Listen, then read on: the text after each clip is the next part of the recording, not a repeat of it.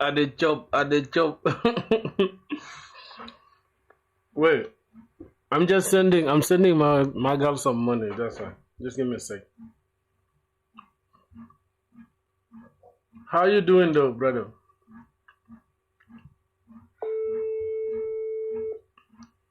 How you doing? Yeah. You got it? Yeah. Did you get it? Did you get it on Mumu? Check now. You didn't send me nothing. I'm not seeing it. Well, check your messages. I sent. Okay. Thank you. Bye.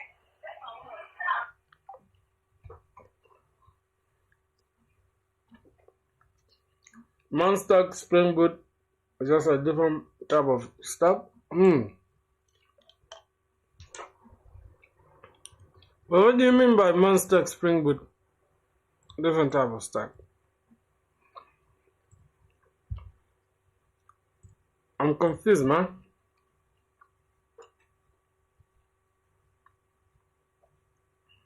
Wait, what do you mean by that, bro? But I'm having a good time, dog. This stuff tastes so good, man. Having a good time, dog. Hold on. This stuff just tastes so good, man. Hey, man, if you jump on stream, bro, go ahead and like the stream straight. You feel me? Well, I like the stream straight. Let's get it. So I want to first ask you guys, bro. Today we're doing a little Q&A before we can start streaming, right? Before we can start coding, because I want to understand, like, what are you guys working on? You know, we always just jump on stream without understanding what you guys are working on. So you guys tell me, what are you guys working on? Hold on.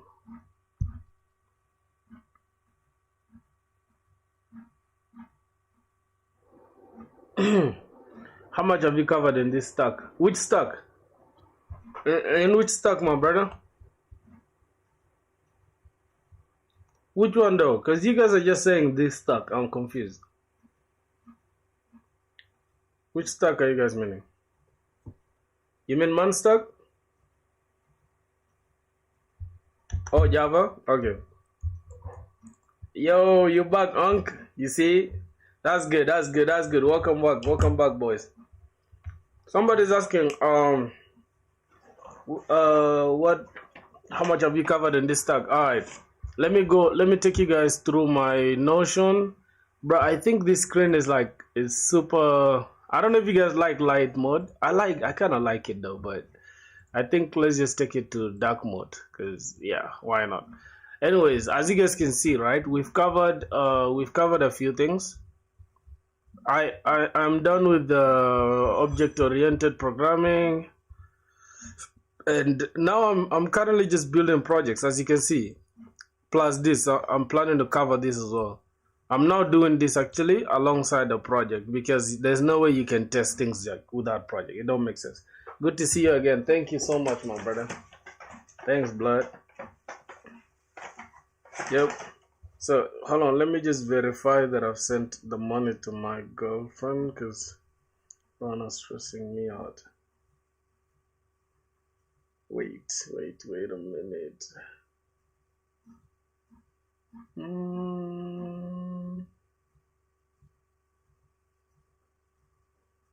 Yes, I think I sent, right? Let me make sure she got the money. I'm currently building a modern restaurant website where customers can browse the menu and place their food orders online. Yo, Tia? I've seen it. Thank you. Alright. I'm on stream now with my boys, alright? Alright, bye. Okay, love you too, though. Let's go. What's really going on here?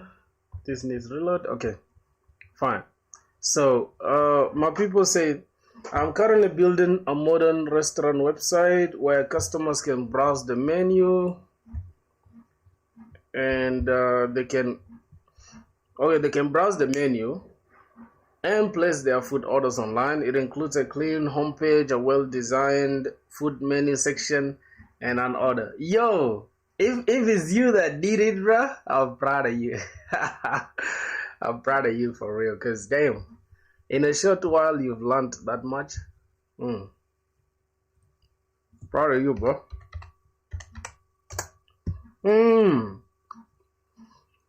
Wait, we got Nikhil.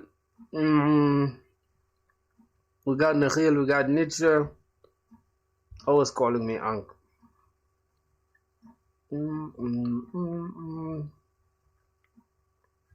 Well, I'm gonna see.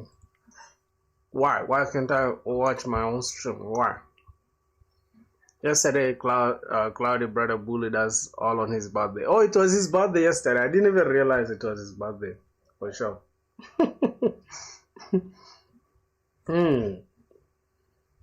Bro, what I'm eating tastes so good. So good, bro.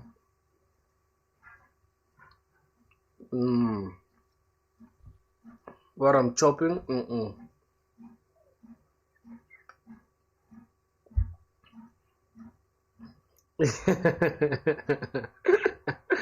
You're right, bro. The worst thing you can do is like building a log and then acting like it's yours. But I'm glad that you've come this far, bro. Damn, I can't believe, bro. I'm proud of you, my brother.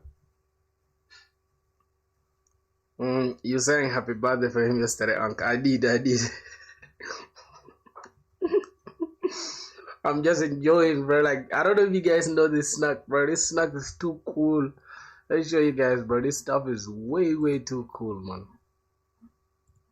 Show you guys, bro. Stuff is so good. Why is this stuff not like showing it clearly? It is so good, bro. So good. How fast did you reach? How fast did you reach Springwood? Oh, that display was good, man. Long time, bro. Long time. I started the Springwood a long time ago. I think it's now been 60 days, if I'm not mistaken, since we started the Springwood. I think even more than 60 days. Could be 70 days. And we're going crazy every single day.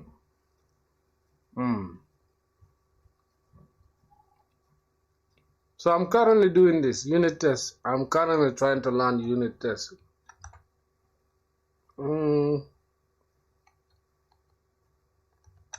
Yeah, I was learning Java.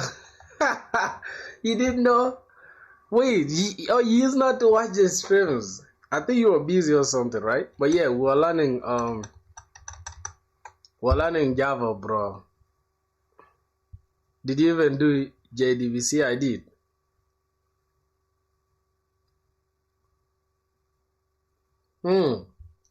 Which database do I like using? Well, I like using PostgreSQL.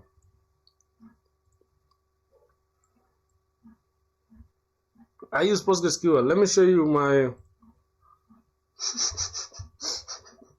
Somebody said, "What the fuck?" Yo, Cloudy was good. Which database do you use and which one do you like? Let me show you. My boy is saying, "What the fuck? Why, bruh? Do you think we've gone that far?" You know, we've been grinding. Let me show you. I'm even now doing testing, man. I'm doing testing. Stop playing with me. Alright, I can show you my database because people been asking about database and all that. Properties. Yep. So as you can see, we are just using this data source thing. The Postgres driver. That's what we're using because we're using PostgreSQL with Docker Compose. That's all we're using. But for now, yeah, it works. It gets the job done. I mean, learn JDBC in college and forgotten. You're learning JDBC too quickly, my son. I learned it in college too. Nah, not really. I didn't learn it in college because I'm still in third year. We are going to be doing advanced Java in like fourth year next year, right? But I know most of the stuff, so I'm good. But man, I feel like college they don't teach a lot. What is the use of Docker? Docker is like a flash drive, right? You can take, let's say you have a game and the game is running on your Windows computer and you want it to run on on Mac or whatever, or let's assume I just have Windows, and I want to run like, let's say FC25 or FC26 on my computer, and you have it on your computer, I can just send it to the flash drive, and I can just come and put it inside my computer and just run it from there. That means all the configurations, everything that FC25 or 26 requires to function is going to be included inside that flash drive. So when I just put it on my computer, it will work out of the box. So that is just Docker in a nutshell. It's just a container, or it's just something, a virtual, whatever. How do I call it? I'm kind of forgetting it. Yes, like a container actually, to just, you know that statement where they say it works on my computer, but it doesn't work on yours, right? So you solve it by using Docker. That's just it. Claudia, I'm the best, brother. Don't try to steal my spot. Man, Claudia is the good. Hey, Nietzsche, since you came today to the stream earlier, I'm going to say you're the one. So,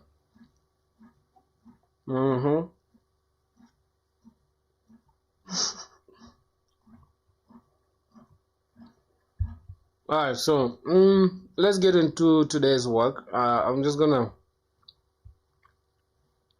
obviously we're not using this since we're just testing. Register user should throw a conflict when email exists. This is functional testing, right? I mean unit testing, not functional. We are testing only the one specific unit of our service. Nice, understand now. Tell me in terms of coding how that even works. Okay. Alright, let me show you. So let's get straight into explaining that in a minute. So here's something called Docker Compose. Docker Compose helps you run all the Docker images or containers at once. You don't have to like say run this specific image. Now what's an image? Is everything that, let's say my application right now, the blog post needs the JWT authentication, it needs this, it needs Postgres, it needs everything, right? Now, assuming, let's say I want to just use, let me come here and just make it easy for you. Let's say I want to use Redis, right? I want to run Redis in my application, and I also want to run PostgreSQL, something like that. PostgreSQL, something like that, right? Now, notice how you have to download this thing. Like, you have to download PostgreSQL in your computer, you have to download Redis and all that. Now, imagine if you want to use the same application in your computer, I have to send you this, or I have to tell you, hey, go ahead and download these things in order for it to work. But then that's a lot of work and it's unnecessary. So for you not to like physically download this in your computer, we shall just call the image from Docker Hub, something called Docker Hub, which is what we are doing. We are pulling this image from Docker Hub, and we are just exposing this port. That means, hey, don't download the Postgres for me. Just pull the image. I want to run only the image on my computer. And this restart always just means whenever I start my application, it just restarts this Docker Compose. I mean this Docker Postgres image. So now you specify the environment and all that. This is just like this bare bones. Actually, you can do more than this.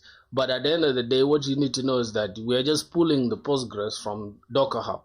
We are not currently having Postgres in our application, I mean in my computer physically. So it's not even consuming any RAM or any extra space in my computer. We just need only the image. So that's it. So that's basically it. Now, how do I run it? You just come here and say Docker Compose. Just say Docker Compose, up or down, and you just check all the images are running. Now, as you can see, we have no image running. But if I say Docker Compose up in detach mode, let me just say up so that you can see what's going on. Now it's pulling an image. There's something wrong with that. Let me just cancel it, and then let me go ahead and say Docker Compose up again, and you will see it's attaching to DB1 and all that. It's just going to run it in a minute, right? Which is a lot of work for us. Now this DB1 is already running, right? And that means we cannot use this terminal anymore. So I'm just gonna kill it. I'm gonna kill it real quick. And let's say Docker PS. Let's say Docker PS. Okay, there's nothing running. Now I can just say Docker compose up in detached mode, and then it will run outside my terminal here, but it will run inside Docker. Let's go to Docker. That's it. Somebody said I need help. I'm learning JS again. How much stuff do I need to learn? Bro, you've been asking about this ever since. I don't know what's going on with you. By now I thought you already a goat, man. You see, that's what happens when you don't take this shit seriously, man. So I'm disappointed in you, my brother. You gotta do better than that. Postgres database appears to contain a database keeping initialization. Okay, it's fine. We have already a database, which is interesting. Hey, wait, there is my boy called Shuhab. Who's that? Bro, he said hi and I'm trying to respond to him and he just took it off. Anyways, wait, what's that name? Shuba, I'm Rayani. What's good, my brother? Welcome to the stream, bro. Welcome to the stream. Hey, boys, y'all go like the live, bro. Don't jump on stream without liking the live. Let's get it. Okay, I think I've explained that. What else do you guys want to know? I think that's just it. So we have mock tests and all that. Now, let's see. Let me just remove this. And let's try to run this test and see if it's going to pass.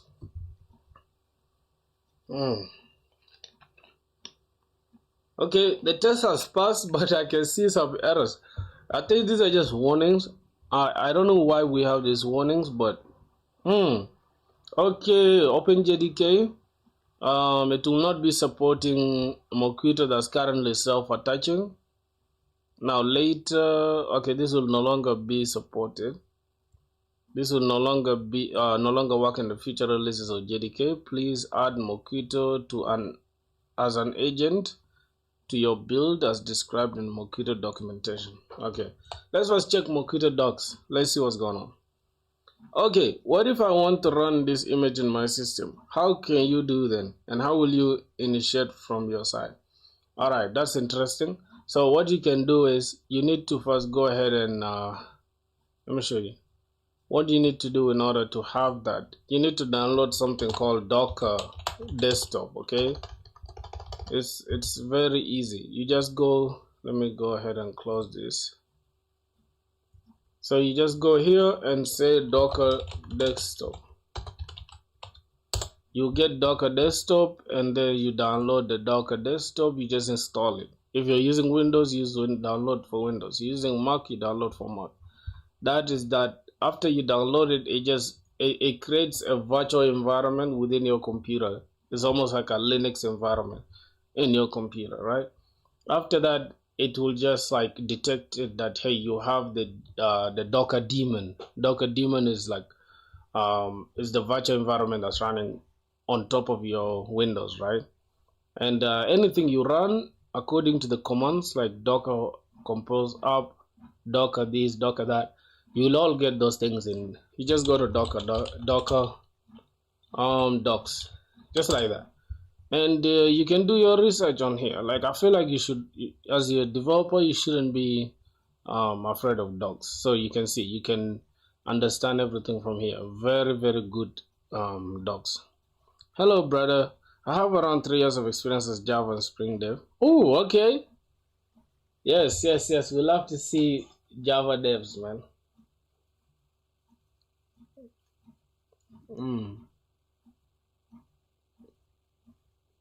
I'm glad to have you.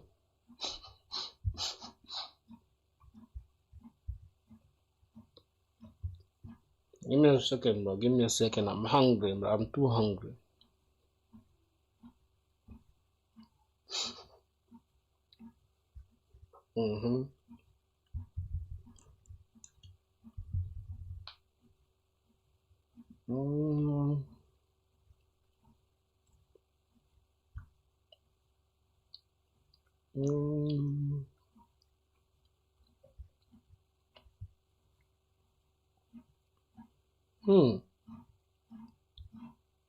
Okay.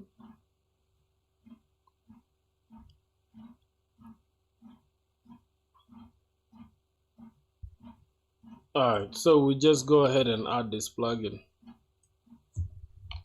Let's go and add the plugin. Moquito. Okay, so we got plugins in here. Plugin, okay. So we also need to add the plugin for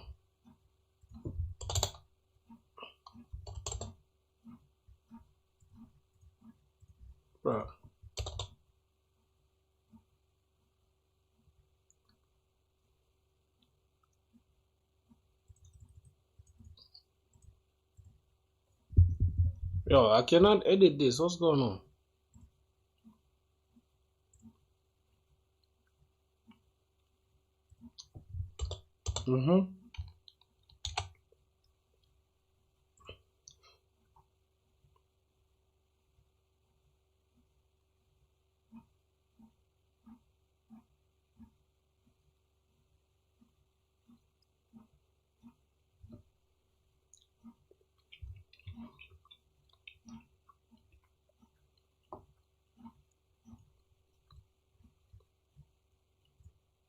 So let's run our test one more time. Let's see. I think it will not trip now.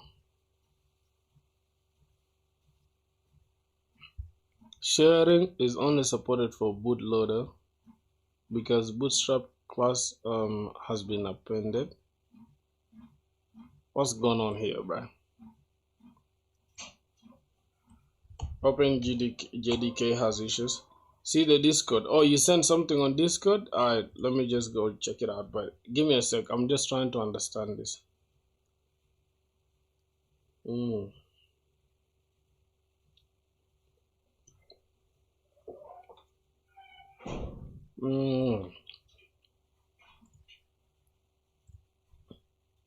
Wait, did you send something? Or is the friend request? Check out my project by Java. Oh, okay. Oh, you started using Java WebSockets. That's my boy. I like anybody that's doing Java, man. I'll check it out in a sec. I want to understand this stuff real quick. How about stopping argument matches? Okay, everything here looks cool. Let's remove this Moquito docs. Let me take this off as well. Take this to the corner. Okay, I need to understand something. My brother, just give me a second, okay? I'll check out the Discord. Matter of fact, let me even get the Discord link, because you guys just watch the streams that join in the Discord. Like, are you guys even serious? Like, do you guys want to be part of the squad, bro? Okay. Anyways, it's cool. Let's go ahead and copy. Then let's take it to YouTube. Okay, now I'm just gonna paste it here. And yeah, I'm just gonna pin it. Join the Discord, man, brothers. Hey, where did you send the stuff? You sent it on Discord? Let me check it. Did you send it in the projects section? Portfolio? Wait, where did you send it at? Where is it? Where is it? Where is it? Send it, send it. Send it real quick. Let me check it. Okay. Let's see.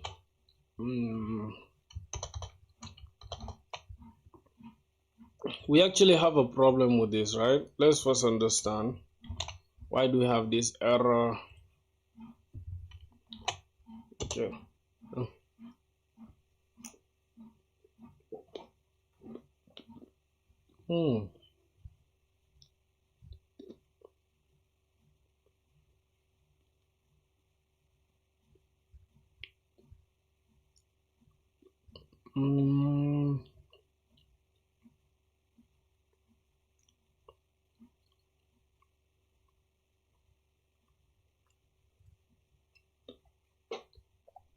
That was like the life, bro. Okay, so let's get straight into it. Now, our first test case is passed, right?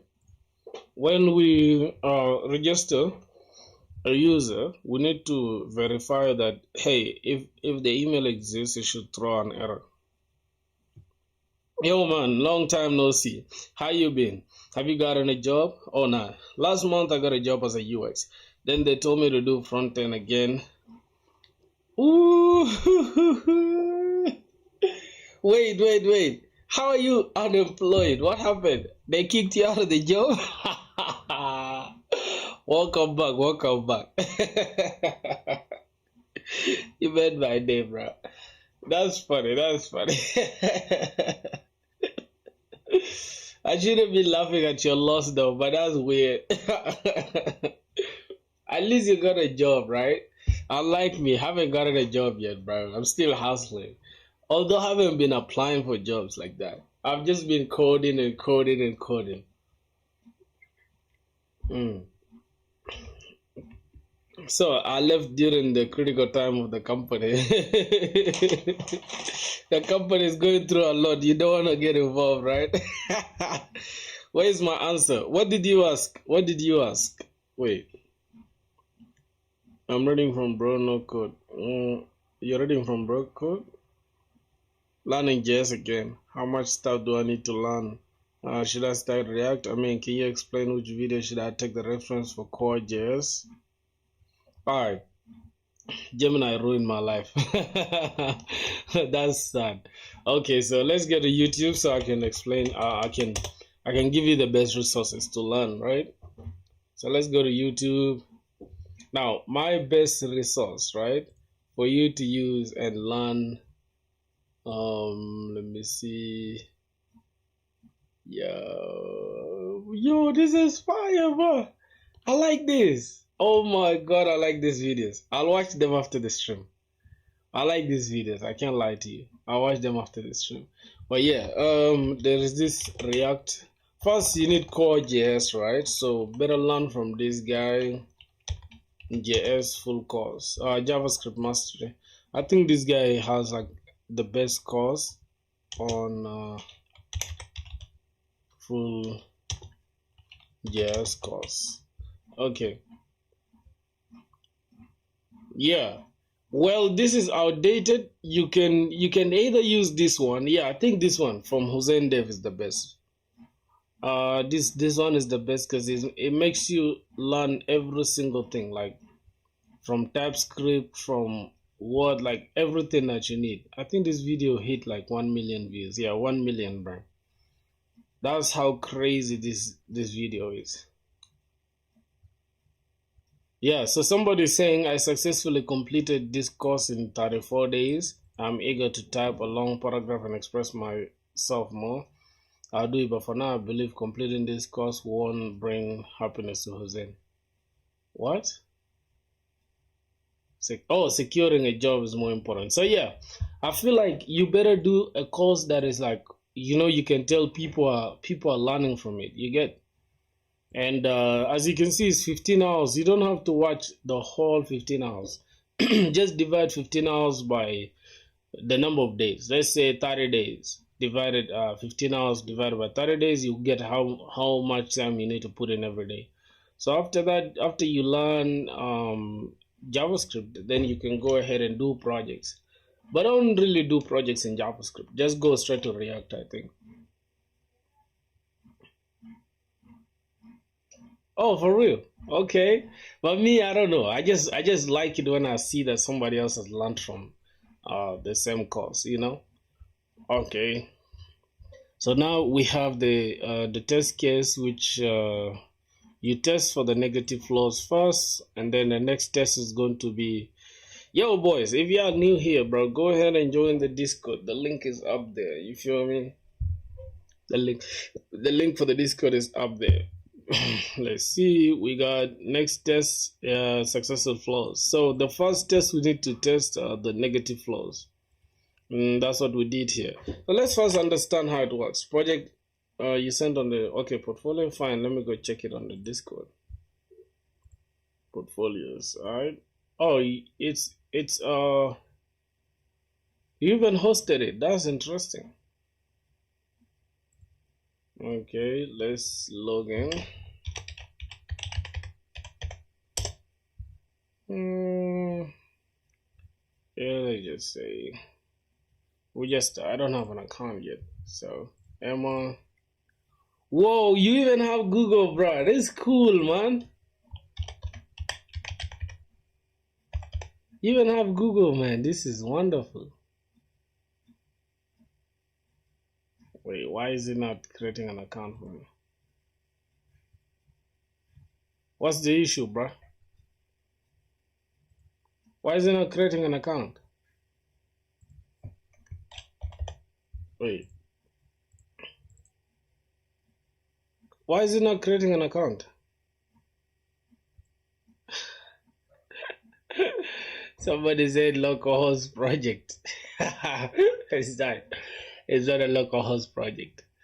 Alright, let's see. Verify it's me. Okay.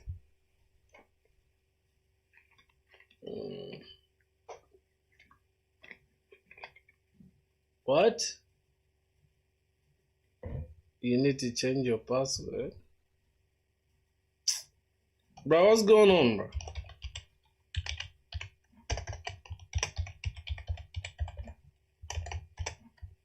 What's going on? How did I forget my password? What's going on? Change password.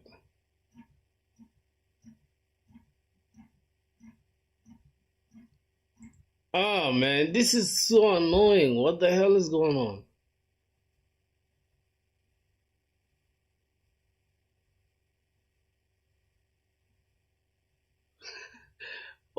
Why are they saying this suspicious activity, bro? Your site is already scaring me, bro. What are you doing with my data, dog? Oh my god. It's okay. It's okay. Since this is Google Earth, let me trust it, man. Let me trust it. Don't go and goddamn. Yo, what? Oh no. Oh no. I'm cooked. Hold on. Let's try this again. Let's try it again.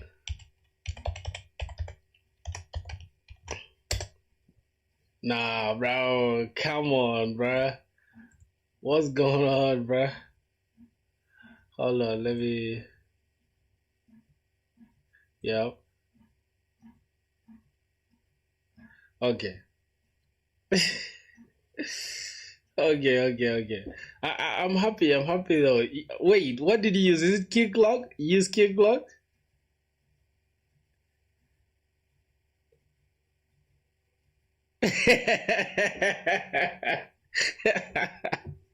Somebody in the comments said, "Dear customer,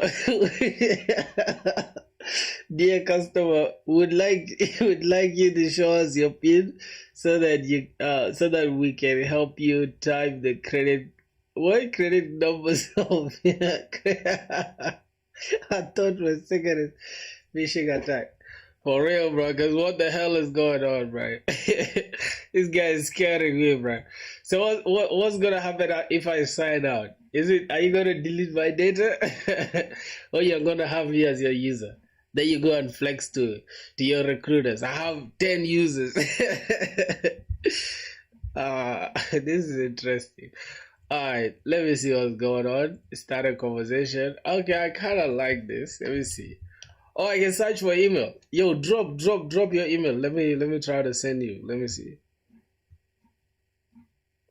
Alright, drop your email, bro. From scratch. That's nice. I like the flow. Send me the email, bro. I wanna start talking to you now. And you should also log in so I can see if it works.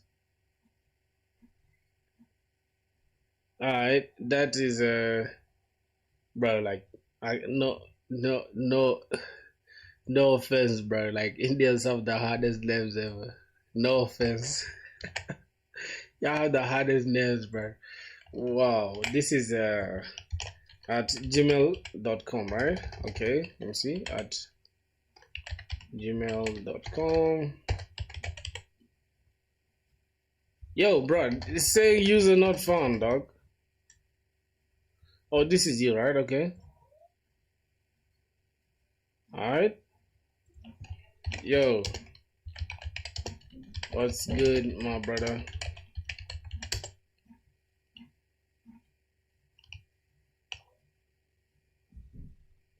Wait, why is there shouldn't be a welcome chat like this? Because I don't understand. Why should there be a welcome text? I need to be able. Oh, it's working. What's good? Hold on. Nah, not goose, bro. Can I edit? Nah, I cannot edit. You need to add that feature. You see that? I'm your user now. I'm telling you. Yo, go ahead and add this. Watching your stream. You even have an issue here. You need to be able to edit it out. But I love this. I love what I'm saying. I'm good, man. How's life? Man, I'm glad. Oh my god, I'm glad to be your user. Your user. User, go ahead and add the edit button or the edit option. Yo, it works though. Yo, boys, anybody who's online right now, come join the conversation. Can we add people here? I'm impressed, man. Yes, they are. Okay, no problem. Can we add group chats? Okay, let's add a group chat. Let's add a group chat, my boys. This is the first friend that we got. Join. Yo, this. Hey, we already here. Wait, why is it not adding? Why is it not adding people? Boys, go ahead and drop your comment. Okay, it's inside the group here. All right. How do we log in though? Yeah, boys should log in. Let me go ahead and I think it's in the Discord. Go to the Discord. Come, let's try our brother's application, man. This is how we support each other. You feel what I'm saying? Hey, my brother, you should go ahead and you should clip the stream so that you can use it sometimes. Like, yo, people using my application live. You feel what I'm saying? Yo, my brothers, go ahead. Let's support our brother, man. God damn. All right, hold on. Do we have the link? Do they have the link? Does that work with other mails too? I don't know. Yeah, boys, check it out. That's the link. Check it out real quick. Come join me in chats app. Yeah, that I don't know. That name is not good. I can't lie to you because chats app sounds so generic. You should find something like a name that can stand out. I feel like a good name that can stand out, not just chats app, you know. Because there's already WhatsApp. There's, you know, you see the way Telegram is close to Instagram. You understand? Yeah, you see the way TikTok stands out. It's a very simple word. Tick-tock. Tick-tock, like the clock and shit like that.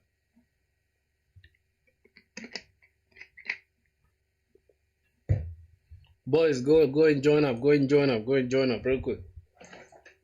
I'm waiting for you guys, bro. We have. Wait, you say make group in one go. I don't have add member feature. What do you mean? Make a group in one go? You mean here? Or you don't have the add members? Okay, fine. That makes sense. It's okay. Cool, man. The application is lit. It's litty. The application is lit, man. I like it. But wait, if I'm sending, why should the spinner be this side? Hold on. See? Yeah, something is not right. Yo, if I send a text, it shouldn't be saying loading groups again. That means you are just making a database call every time you just that shouldn't be okay. And what are you using though? Can you show me like is the code is it public? Is it public? Is it open source? Alright, man. It's open source. That's nice. Just show me the code. Show me the Git. What's your GitHub?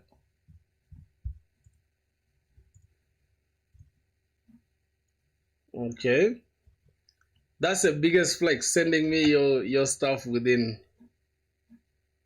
Yeah, let's first check his open source thing.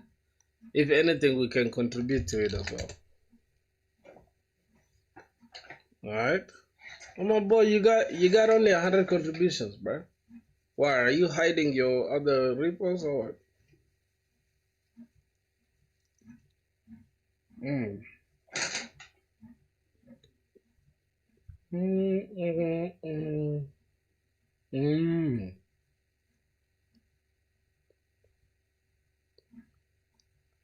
Docker file.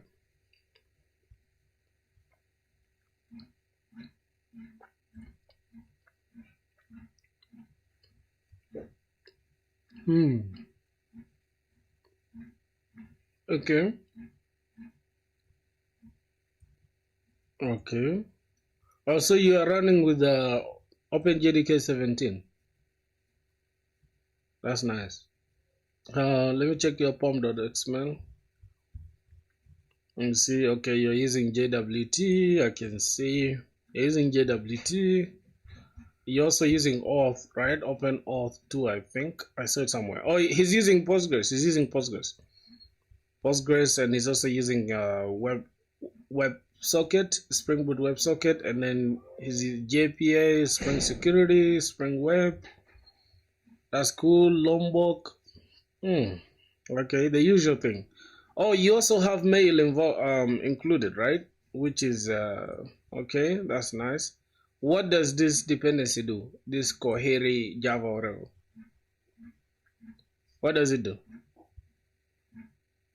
Oh, you have Redis too. I like this. I like this, bro. Your application is fire. I can't lie to you. How long it took you to build it? You're also using, is it Team Leaf or Time Leaf, whatever? For what? For the HTML, right? So you're not using a separate front end. You're not using like React or something. This Spring Security messaging. Okay, I actually like your stuff, man. I like your application.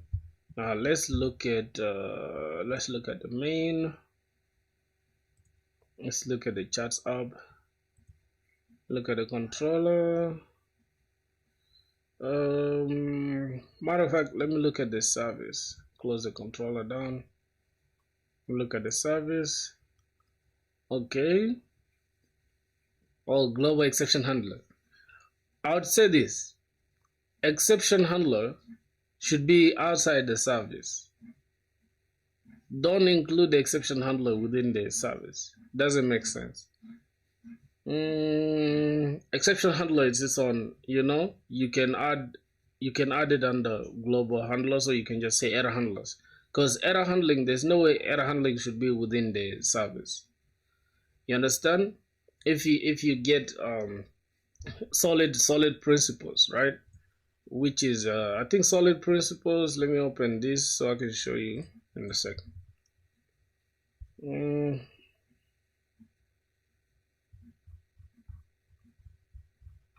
Okay, something like this for solid principles. SOLID. Now this S, this is just an acronym for S, which means a single responsibility principle, right? I'm gonna show you what this solid principle. If anybody's on stream watching this, after the stream, go and do research on these solid principles. It will literally help you out. This is why you need to start reading books, bro. Okay, so this is a single responsibility principle, which is SRP, and then this one is open/closed, right? Open/closed principle, something like that, which is OCP, and then this L is Liskov, something like that. I think it's Liskov. Yep, Liskov something LIP, Liskov in segregation. Yeah, it's actually Liskov something. There's LIP, something like that. And then this one is interface IRP, if I'm not mistaken. And then this one is DIP. Now you do research on this one, but the most important thing is knowing these ones, like what they do. Like for example, SRP stands for single responsibility principle. That means every class should only perform one thing. It shouldn't do any other thing. Like for example, if your class is only dealing with like it's dealing with exception handling, you shouldn't come and include security within the exception handling. And if you're only talking to the chat, you shouldn't come and involve all inside the service. So that is it. And then open close, that means a class is only open for extension but closed for modification. You do more research on that, but yeah, that's how you upgrade yourself as a backend dev, my boys. Okay, let's just check the service. Let's see the chat service itself. Let's have a look and see. All right, so this is what I love from open source projects, man. They're very, very good. Like that, it's a good way to learn. Okay, now this is also another principle. This is under ACID, I think. Okay, I don't want to edit, but this is under edit principles. I mean ACID principles, atomicity, and all that. That means this transactional. If there's any error that occurs here, it should fail. It's either they fail all or they succeed all. Okay, let's see. You're creating a user. Why don't you use Mobstruct? I would say this. You better use Mobstruct, because what I'm seeing is like you may be running your things like, yo, what is this? What is this? Bro, how do you have a gigantic DTO like this?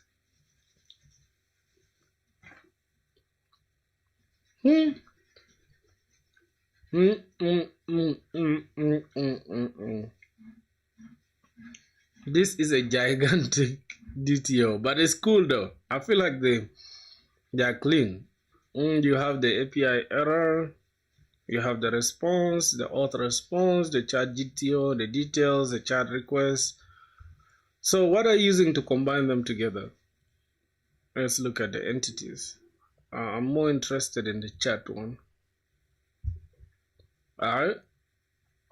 One to many, mapped by chat, cascade, all, orphan removal. Don't you think cascade all means it will also remove all the orphans? Right? I think this does the same thing. I don't know, I might be mistaken, but yeah. Can you provide me the source for core Java like you provided for JS? Alright, I will. Just give me a sec. Okay, JSON manage reference to string.exclude private. Okay, this is this is for messages, right? One to many. This is kind of confusing, my boys. You have like a lot of things stuck together. You try to space them out, man. Let's look at the column. Okay, so a user, one to many relationship. I think I like that, but let's go back to the service. Let's look at the chat service. All right, so what's going on here? You see, Lombok would have made this 10 times easier. I don't know why you're not using Lombok. Here, you just use Lombok and let's views read only, switch to editor. What will happen? Okay, I need to fork this repository. Whatever, but you get the point, my boy. You get the point. Lombok could have made this 10 times easier. This is a lot of boilerplate code that you shouldn't be writing, really. But it's cool, though. We have a new user. First check if it's there. After that, what else? You shouldn't be doing this, by the way, my brother. Listen, your application is cool, but you shouldn't be doing this. New runtime exception. This is very generic. You should either write a custom exception like this, right? Like a custom exception, for example, let's go to global exception handler. Here we have resource not found. And yeah, so this will only deal with only the things that are not found. This will only deal with only the things that have conflicts. This will only deal with the access denied. And the global exception handler is what will separate the whatever. So as you can see, this handles only the 400. This one handles 404 not found, and here it handles forbidden. Here it handles 409, which is a conflict, and here we are handling the internal server errors. So I'd say let me look at your global exception handler. That's something very important. Okay, you see that? You see here you're doing good, but yeah. Let's look at this authentication exception. Oh, this is for authentication. Unauthorized, you only have unauthorized, and what else? A legal argument exception. I don't think, why are you having a legal argument exception? I don't know. Let's look at exception. This is for 500. Okay, I think it makes sense, but yeah, you kind of have to improve on that, my boy. Let's continue to see the service. What happens here? This is creating a personal chat. First, make sure the user exists by email, or else we'll throw an exception, and also make sure the user 2 exists by email, or else we'll throw exception. And this optional, it checks for the existing chat. If the existing chat is there, then we'll make sure we get the first user and the ID of the first user, the ID of the second user. We'll check if the ID chat detail. Okay, and then we'll create a new chat. That makes sense. And then we can, you don't need a welcome message for real. I feel like you should remove this. Nobody cares about a welcome message like that. Imagine you use your WhatsApp and first thing you get is a welcome message from a new number that you just got. Like, what if I didn't want to text you? You understand? Yeah, but it's cool though. Alright, man, I think that should do it for your entire thing. I'll have a look at it after the stream. That should do it.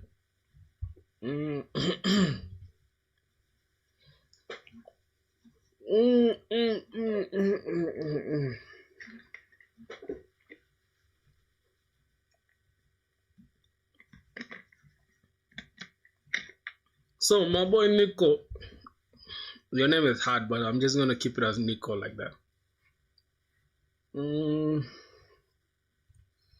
Alright, let me just hide this. My boy Nico asked me a very nice question. He said, how about you also tell me how to learn core Java? Need to work on this. For real, you need to, my brother. You need to. You see, I was able to, spot a lot of stuff in a minute, but that's cool though. I feel like you have 90% of the app working, so you don't really have to worry. Right, so let's look at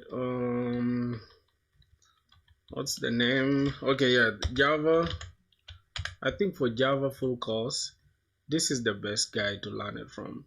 If you want to learn core Java, this is the GOAT himself, Brocode. Nobody can explain Java better than Brocode. I bet anything. So Brocode is the best, my brother. If you want to learn Java, go to Brocode. Make sure you understand this. After that, you can go to Spring Boot. I feel like when you finish this course, you will be ready for Spring Boot. So that should do it for you. If there's anything else, my brother, let me know, or else we can continue with the application. So yeah, I think I've at least provided value, man. Let's get to the coding part. Let's see what's going on here. Successful test flow. Now a user register user should create user and return auth response. Okay. Okay, so the second test is going to be the success test. We're going to have DTO, create DTO, make sure we create as user, and then user, mapped user because a new user, then the mapped user dot set email to DTO, password. I think we also need username because, yeah, we need username for real. And then user, saved user, new user, we say saved user dot set ID as one long, and then saved user set email. Okay, get the email from DTO, and then finally we can get the response DTO is equals to new response DTO. We should get 1L, which is what we got here. We should return. I don't know why this is just returning anything random, or maybe it's from here.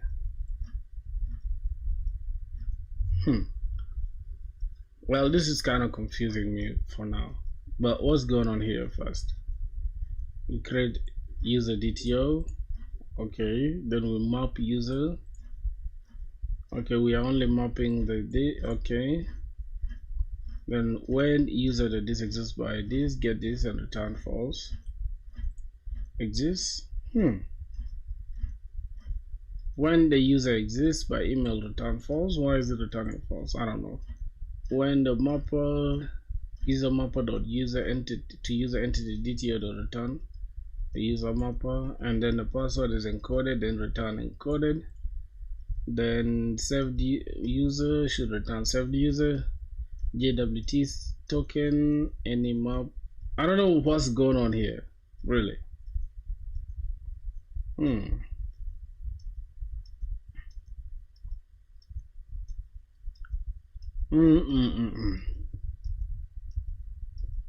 Every single service method. Oh man, this is testing is not easy. I swear to God, I'm just gonna leave it out for now. I'm not gonna talk about it on stream. Okay, these are all the tests.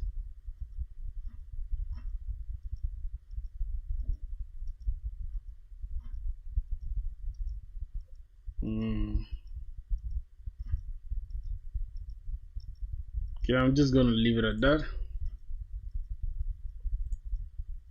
I'm gonna leave this out as well. Ooh. Somebody said you want to exhaust my app. I wanted to exhaust your app, man. Okay. What else? What else? What else? What else should we work on, my boys? Oh, our application. We have our backend running.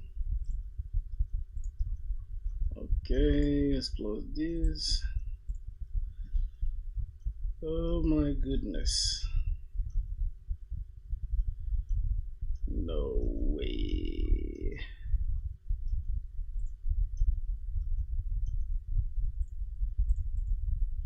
Main Java.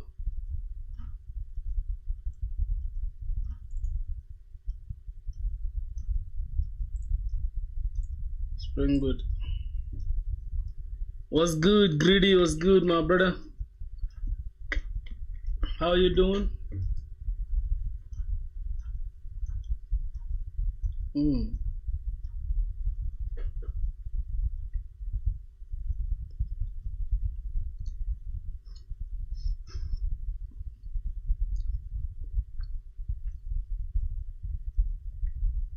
Why did you change your name, bro? Are you guys doing some phishing attacks?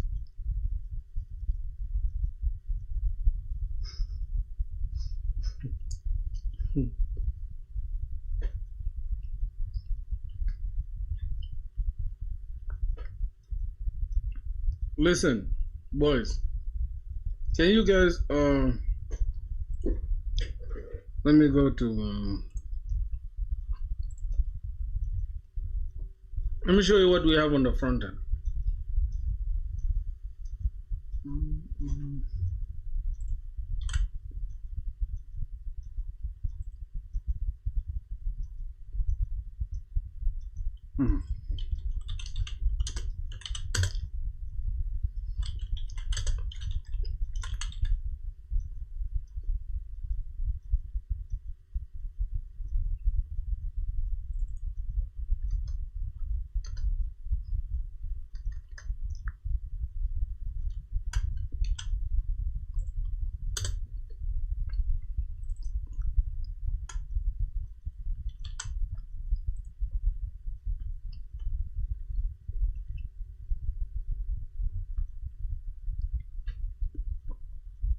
JavaScript, probably.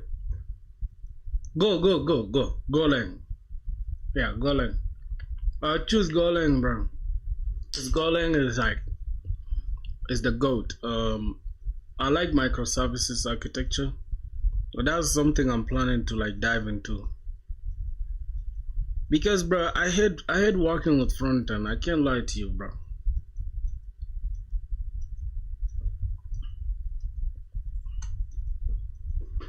I hate working with front end, man.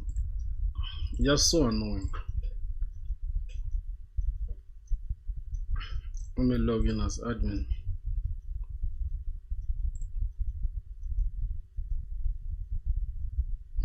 Change it.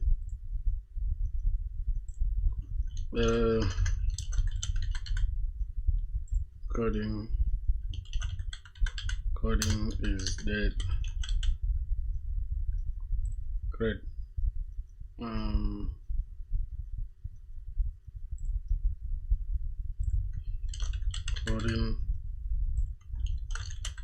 Coding publish.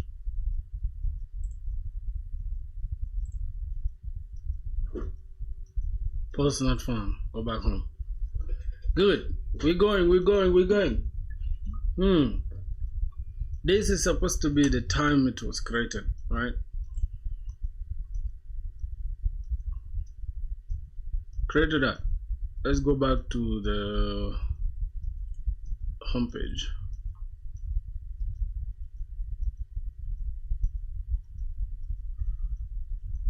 So this is post.id.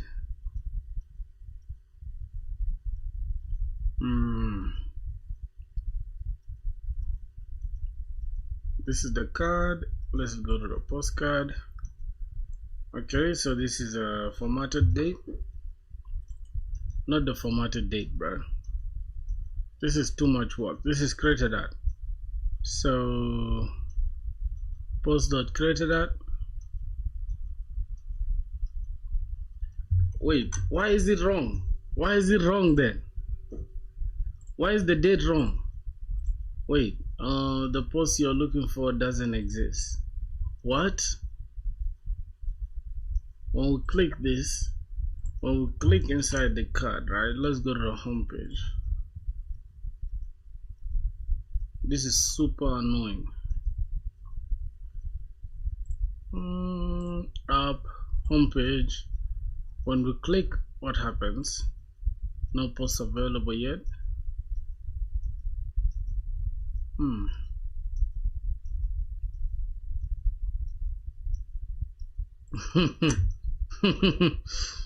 No worries. Let's try to get to the dashboard one more time. Dashboard. Alright, no post created yet. Create post. Let's say coding. Let's say public post. Alright, public post up. I'm just gonna publish it straight. It's gonna go to the homepage. No, not because we are only editing the one with the one ID. Interesting. So we need to publish. Let's go to dashboard. So here we are only publishing the one with ID 1.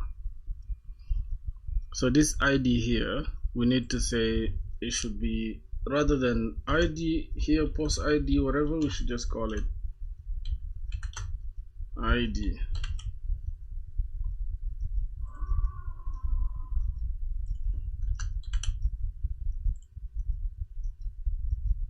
What's going on? Oh, post ID, set it as empty. Okay, no problem. This is gonna be post ID and then set post ID. We call this post ID. Alright, now let's do it one more time. Let's refresh this. Let's go back to dashboard.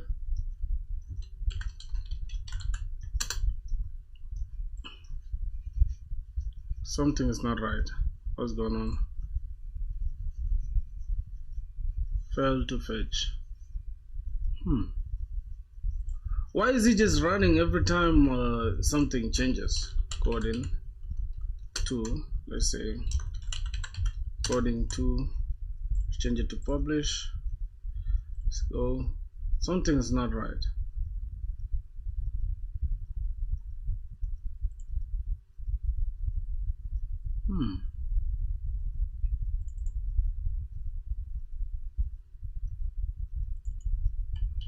Let's just say this is ID, set post ID. This is post ID.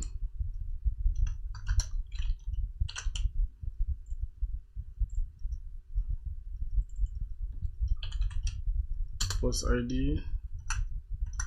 Post ID.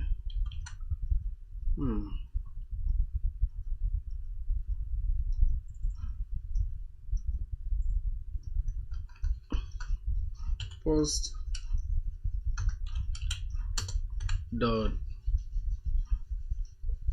dot id and then to string.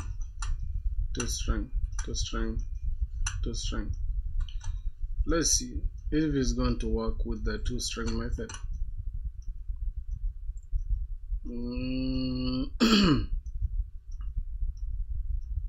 Let's go dashboard. Let's create a new post. Coding 3, coding, publish.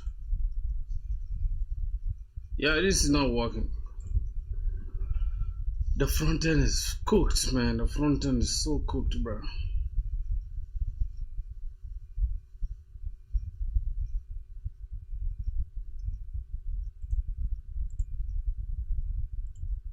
The front end is so cooked, man. I'm gonna have to rewrite it afterwards because I don't like what's happening here.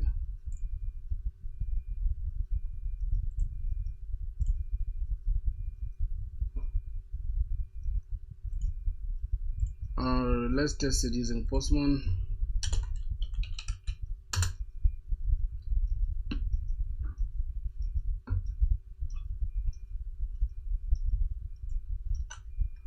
Let's get our users.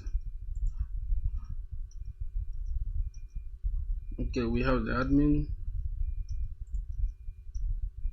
Let's get all posts.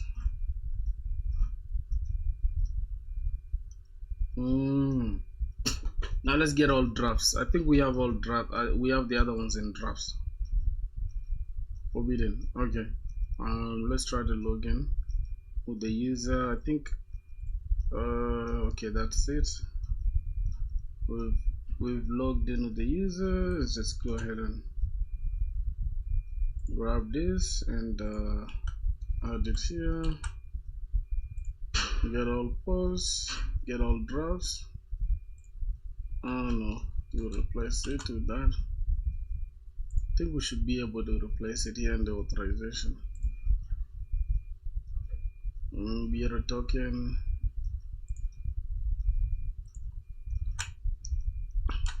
Okay, so every other subsequent request will have that. Now let's send. Okay, we are getting all the posts that we've been creating, but we cannot change their stuff to getting. Let's now try to publish. Let's say we want to publish one of our posts, which is coding 3. We just have to change the ID. Here we just change it to ID 5 and let's publish it. Forbidden. Okay, that was wrong. If we send this, we can. Okay, we've now changed it. If I get all posts, we should be able to see 2. So yeah, we have the first one, coding is dead, and the other one is coding 3, coding. Okay, let's now check our drafts again, and then let's send this request. You will see we have only 4 left, right? What else? We want to take. I say we want to take 3, which is written as public post. Let's go and publish it. For the parameters, and want to publish that. Okay, so we've published that. Let's say get all posts, and we should be able to get 3, 1, 2, and 3. All right, that's cool. If I go to our front end now,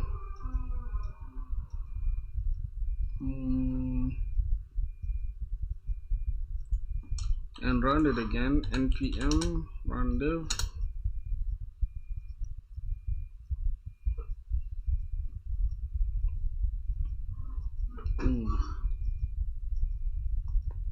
Damn. Let's see. We shall get all of.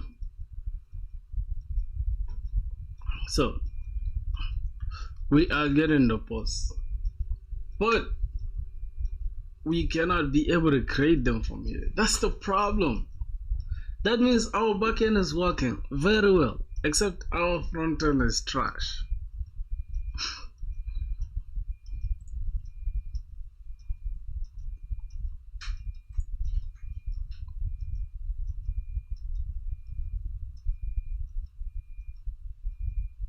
Our front end is trash. We shall have to work on it, man.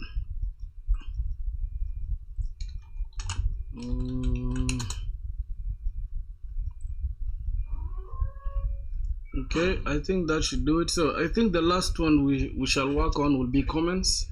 Then we'll call it a day. Once we finish with the comments, then the entire application will be done. We shall just add the rest later, like things like images and other stuff. Like we can add a S3 bucket to it and stuff like that. So for now, I think the backend is okay. Only an admin can do this, by the way. Only an admin can publish this post. Otherwise, let's say I log in as if I log in as a regular user, I won't be able to do this. So let's go back to our Spring Boot and we try to add the comments. So models, we have comment. As you can see, I think the comment is even ready. We only have to do just the CRUD operations and all that on comments, and we shall call it a day. We have content. Okay, the content of the comment, right? And the user ID, the user who placed that comment, and many to one, and then we can join the column with the post ID. So yeah, so this user can comment on this post. So many users can, many comments can belong to one user, or many users can make one comment or can make a comment, right? And then here many posts can belong to one comment. No, many posts belong to one comment. No, many comments can be made on a post, right? And a post can have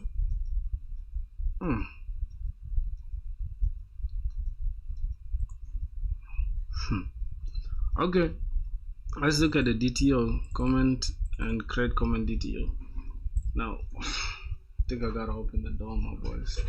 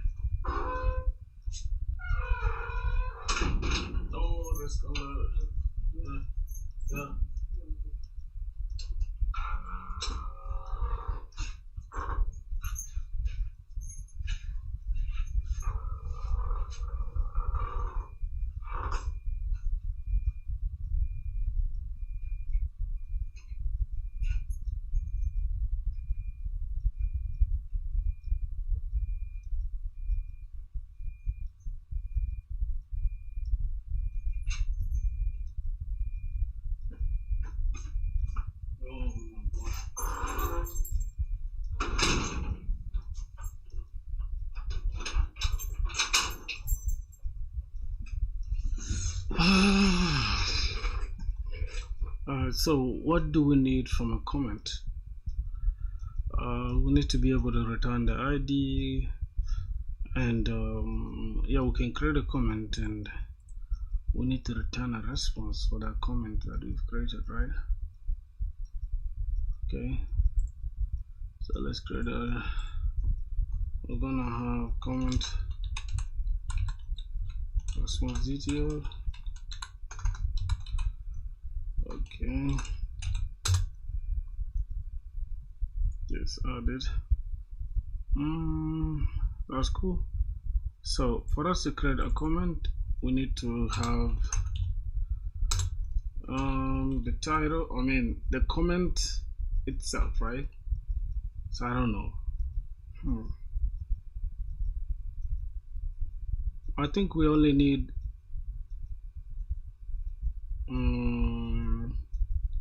text, right? So it's gonna be a string, and we're just gonna call it then comment name or content, right? Which is for the comment, and also we need to understand the, what else? Let's look at the comment here. Right, I think we need to return its post as well and the user, if I'm not mistaken. So rather than returning the entities, we need to be able to return, let's look at this comment. Let's look at the create post. Here we took the title and yeah, the content. So here we're just gonna take only the content. So I can just grab this and say content is required. Now maximum for the comments, I think it should be also 500, just like that. Not 5,000. 500 characters should be enough for a comment. We can say content is required, and that is it. Anything else, we shall just get it, we shall add it later. So let's work on the response. We need to get back the ID.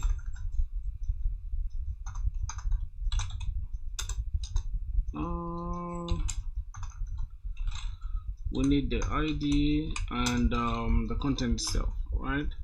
I mean, we can actually return the content itself, because do we really need to store the comment in our database?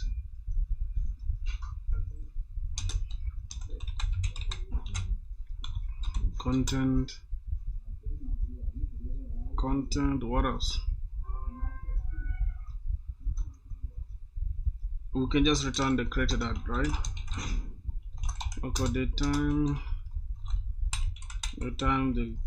the comment was created, and the time the content was updated, I mean the comment.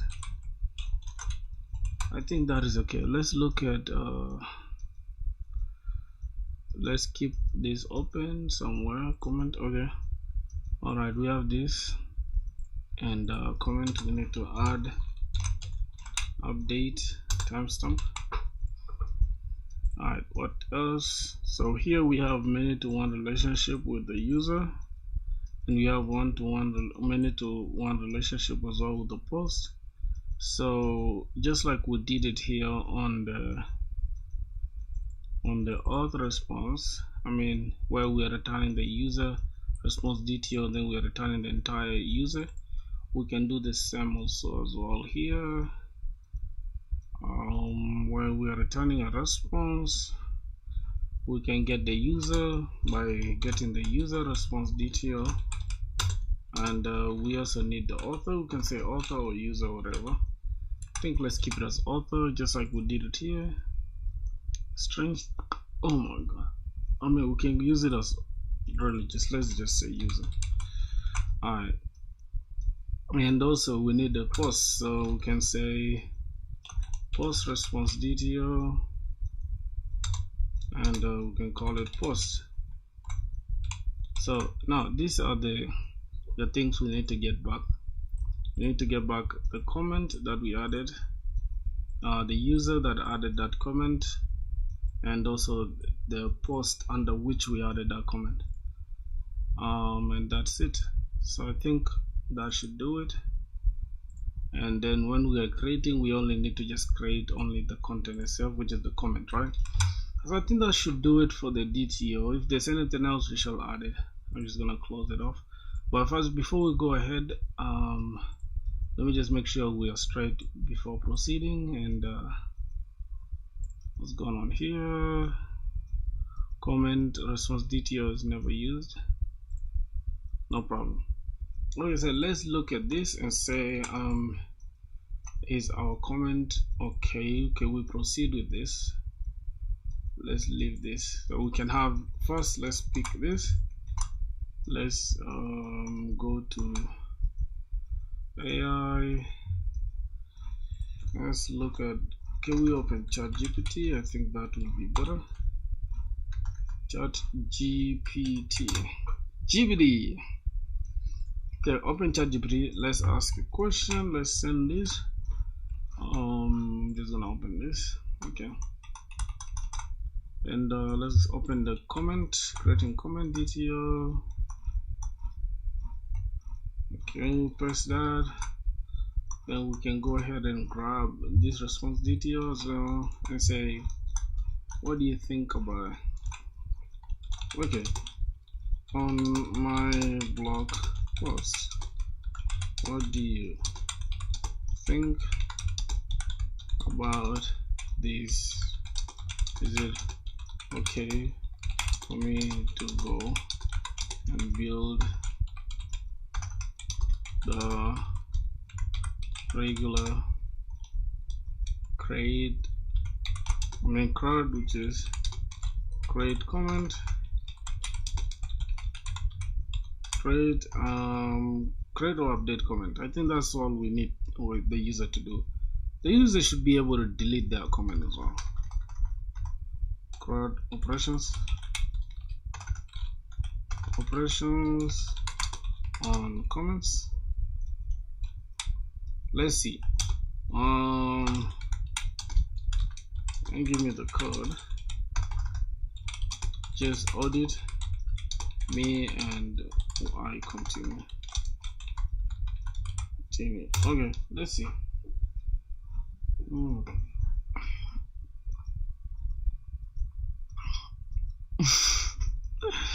This is personality. First cascade. Oh, minute one user. That's basically, it tells Hibernate, when I delete a comment, feel free to delete the user too. That is not it. That's a one-way ticket to data chaos. Comments should never cascade upwards to users. Same for post. Cascade on minute one is almost always wrong unless you're building some bizarre cosmic data structure. Remove it. Second, you're returning the entire post response DTO inside your comment response DTO. That's fine if your post DTO is lightweight. If not, you produce recursive DTO nesting. Post, comment, post, comments. Make sure your post response DTO does not itself include comments, or you'll create a factor. Third, fetch type lazy on both relationships is good. Keep things linked. Fourth, content length is realistic. You won't end up with YouTube comment length novels breaking your DB. Fifth, timestamp handled by Hibernate clean. With those fixes, you're ready for the usual CRUD boss battle. Comments CRUD is it's pretty straightforward. Create with user plus post, update only content, delete only by owner or admin, fetch by post. If you want to level out the architecture later, you can add soft deletes, threaded replies, or comment likes. But okay, now what are we doing here, right? The first creature we have is cascade this. That basically tells Hibernate, when I delete a comment, feel free to delete the user too. So that means we have a problem now. But let's look at our post response DTO. This is what we have as our post response DTO, and it's not calling any comment there. So let's see. Yeah, no recursive tracks, no self-referential black holes. That means you can safely embed it inside the comment response DTO without risking an infinite DTOs out battles. A few small observations to help you mental models. So you go into comment crud, you've separated author into its own compact post author detail that keeps things clean and avoids shipping the whole user object. Good move. This also comments. This also means comments referencing posts won't accidentally drag huge user graphs into memory. You're also not including comments inside the post response. That's exactly what prevents recursion when a comments response detail wraps a post response detail. Yeah, so I think this is okay, right? The only thing we need to change is just this cascade all. Okay, so that means here inside the comments we need to actually remove the cascade all. So when we delete a post, it should not delete a user as well. This is a comment, bro, right? So I think this is okay. Is it okay now?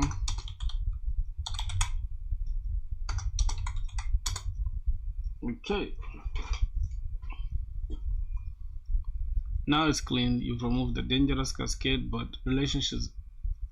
kept relationships lazy, and your fields match the detail structure you plan to output structurally. The entity is exactly what you want for standard comment system. A couple of tiny sanity checks to keep your mental model sharp. Your user and post entity need the inversive mapping one to many only if you actually want to traverse from post comments or user comments in Java. If you don't need those navigations, you can leave them out and keep everything unidirectional. Your content column doesn't have a null or false, but since you validate it as a DTL level, that's fine. You decide whether to reinforce it at DB level. Lazy relationships are exactly right for comments because loading all user and post data for a list of comments would be wasteful. Now what's going on here? We are map entities need the inverse mapping one to many only if you want to traverse from post comments or user comments. So how should it be? Oh my god.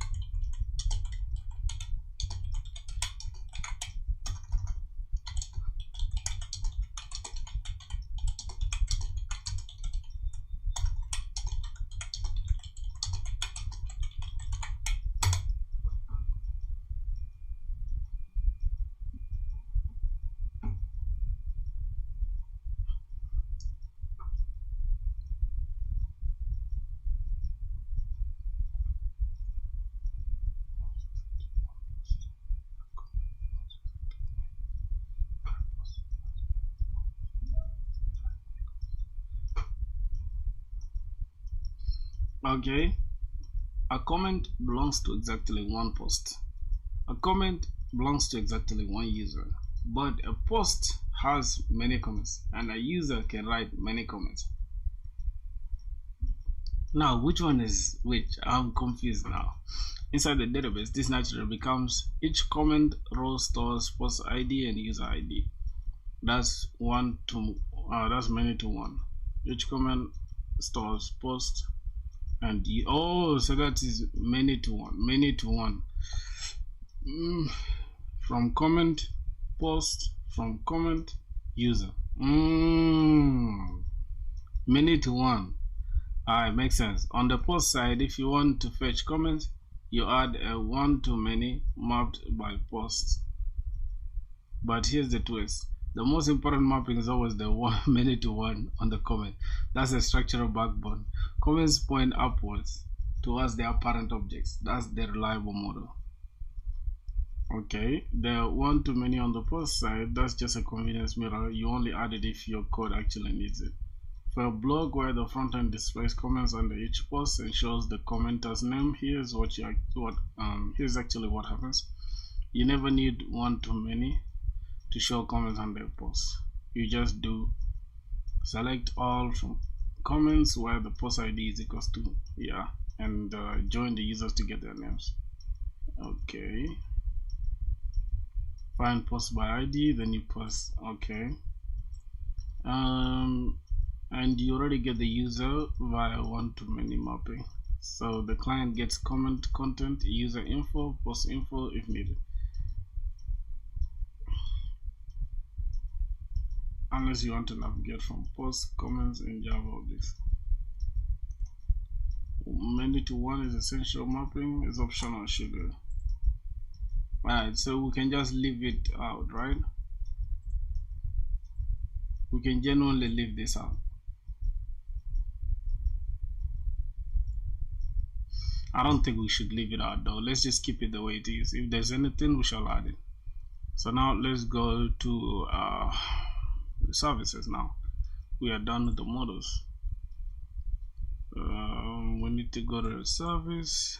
This is going to be comment service, and also we are going to work with the comment controller as well. Comment controller. Right, what? But I need to just change this real quick. Controller. Okay. Here. Press controller. Request mapping. Okay. This is /API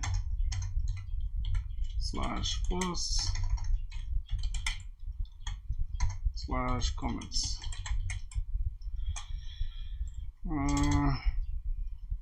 Here we need required argument constructor. That is it. So private final comment service as comment service. Okay, now let's go ahead and create this repository. What's going on here? Okay, here at the service, let's just turn this into a service, and then we say required argument constructor as well. Then that is okay now. No more issues. Let's create a repository for the comment repository. Okay, it's already there. Comment.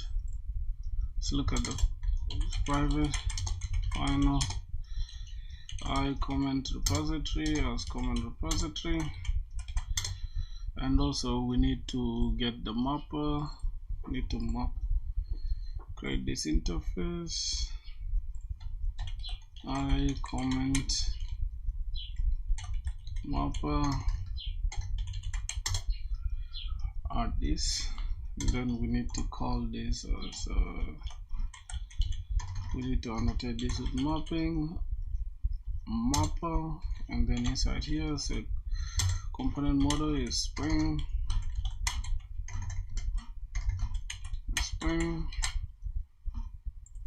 Now creating a comment, we need to add it. So we say, hey, go ahead and grab whatever that we have here, which is create.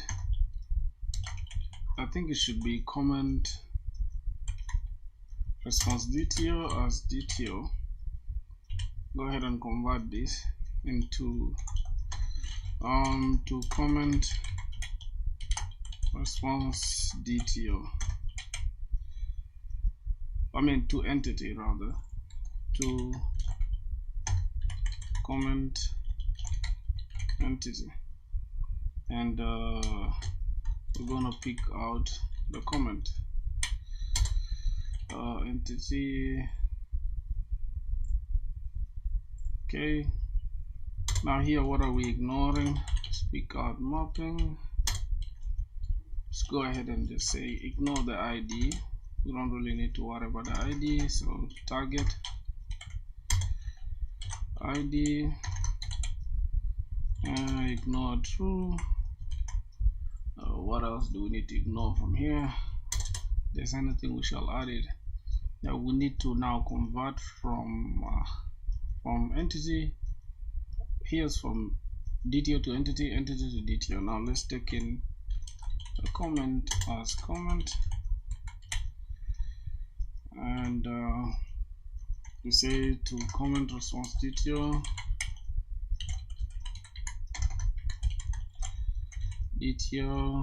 go ahead and grab the comment response DTO, and we can pick the same thing, which is do we really need to update a comment? I don't think. I think a user should be able to edit that comment, right? Yeah, that's correct.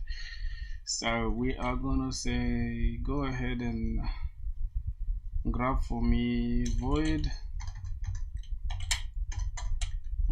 and then this should be, it should return from comment response DTO. Okay, go ahead and grab for us the comment response DTO. I mean the comment itself.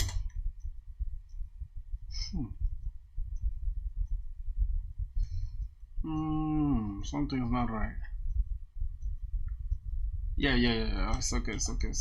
I understand it now. So we get the response DTO as DTO, and then we make sure we get the mapping target. Yep, we are only targeting the comment as comment. I think that is it, and then we just need to grab the same target like this, and then we can ignore the rest. Let's keep this. Make sure we are ignoring this is comment. Okay, this is a mapper, so we need to go ahead and remove the created at. We ignore that, and then we need to remove the updated at, and we ignore that. Okay, now we copy the same thing here, paste it, and that should do it. For the comments, unless there's something I'm missing out, we shall just add it later. Okay, now we can just go ahead and use it inside here. Say private final I comment mapper as comment mapper. Now we need to go ahead and just create that comment, but first let's go ahead and create this public response entity. Here we need to grab the comment response DTO. Let's say this is going to be create comment. Creating comment is going to take in create comment DTO as DTO. That is going to be the request body. Make sure we validate this. Import valid from validation, and then we'll make sure we get the request body. The request body should be that, and finally we just need to annotate this with post mapping, and that should do it. Now we need to go ahead and create some validation. I think we created the validations inside the models, and then comment, the DTO comment, create comment DTO. We have the minimum comment. Matter of fact, yeah, minimum should be 1 because you cannot leave an empty comment, right? So it should be minimum, and then maximum should be this. Then we need to leave a message, and we can say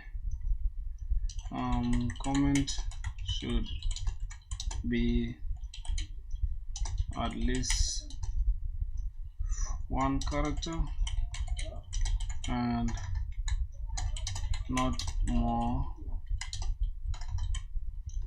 than. No, matter of fact, we should say comment should not be more than, should not be more than, should not be more than 500 characters.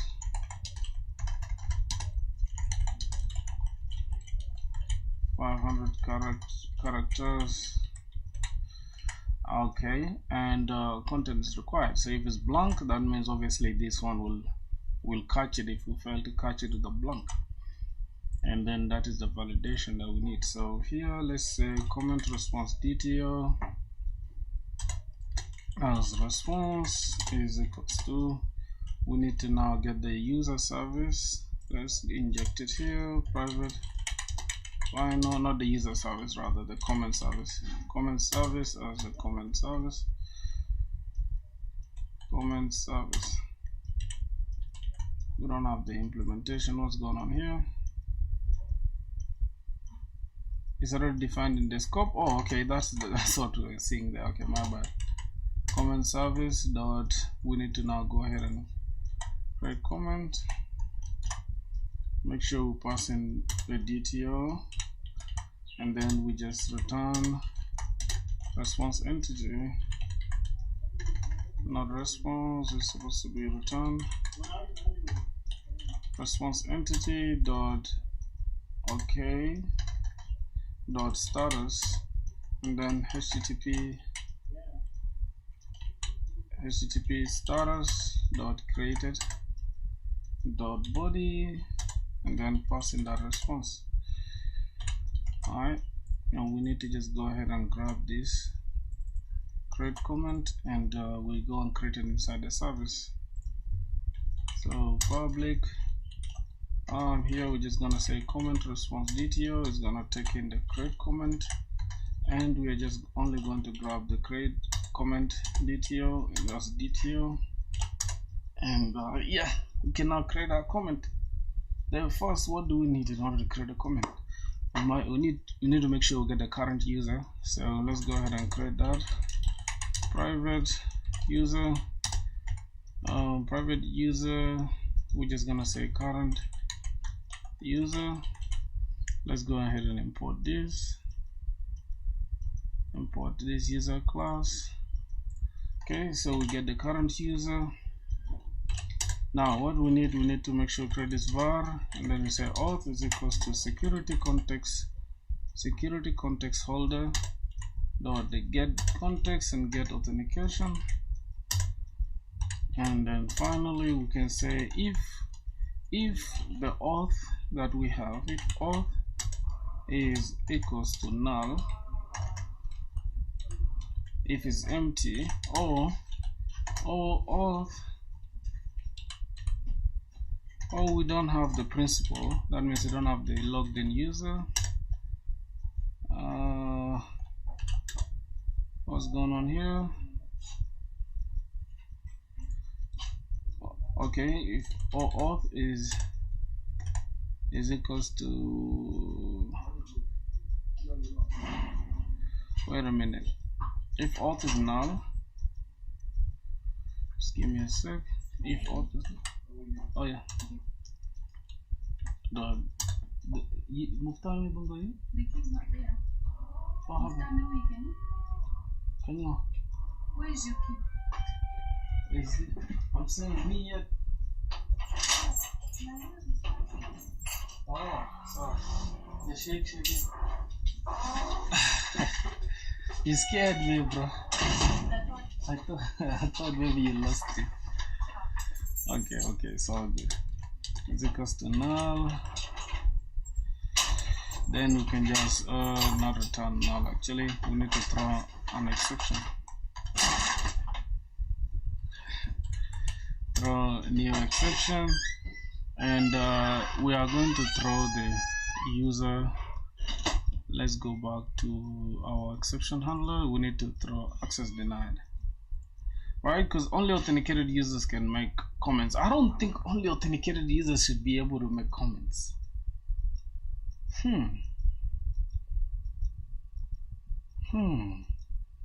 Okay, let's just say resource not found for now. I don't think this is okay. Hold on, guys. Let's be honest, right? Right now, if you don't have an account, can you just leave a comment anywhere? No, right? Because anonymous, then no, you cannot leave. You need to be logged in order to. So we're just gonna say not access denied, but we're gonna say resource not found, exception,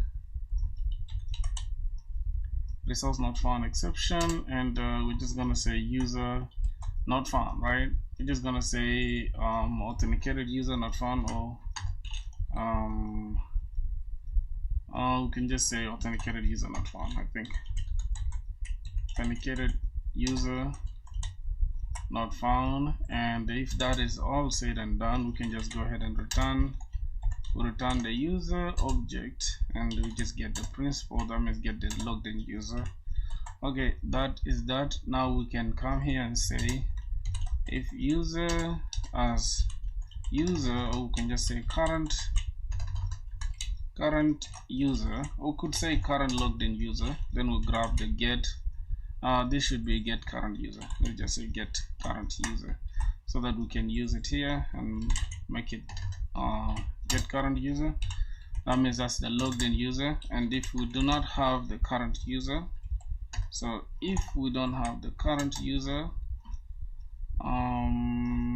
wait a minute. Yep, if we don't have the current user, and the current user, okay, does not equal to, let's get the roles.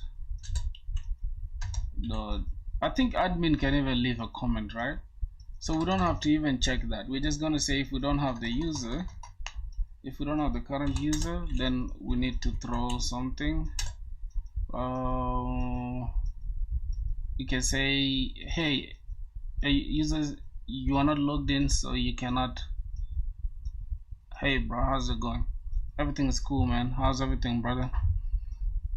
So if we don't have the current logged in user, we can say users not logged in, or you cannot leave comment. You need to log in to comment, right? Not conflict. Resource not found. Okay, you need to log in to leave a comment. Okay, let's just leave it like that. Yeah, but what's going on here? That is not correct. We need to say current. If current user is equals to null, then hey, you need to log in to leave a comment, right?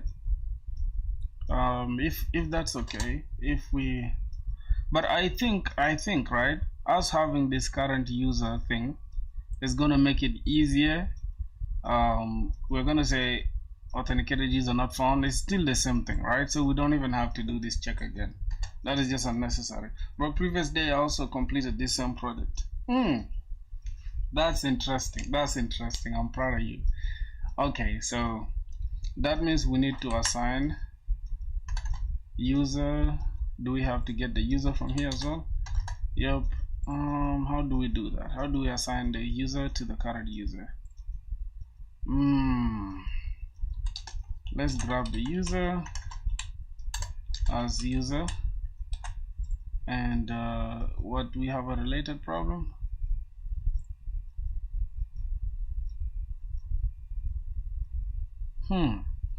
I'm kind of getting confused right now. I can't lie to you guys. I'm getting a little bit confused. So who is now we have the current user, right, which is this logged in user. So how do we attach this? Let's look at the post first of all. How the post, how we are doing it with the post. How did it go, man? How did it go with you? All right, so as here we have, okay, this is okay, but user, okay, fine. Then we just assign this to the post. We just assign the current user to the post. So that means we can do the same thing also for the comment, right? We assign the current user to the comment, isn't it? So that means here we can just create a new instance of comment as comment is equals to, let's import that comment object cannot resolve comment as comment is equals to, we need to go ahead and grab this. What do we have from the DTO? We have the comment mapper dot to comment entity, then we pass in the DTO. So that means we don't have to even worry about this. Okay, what's going on here? Create comment DTO, required comment response DTO.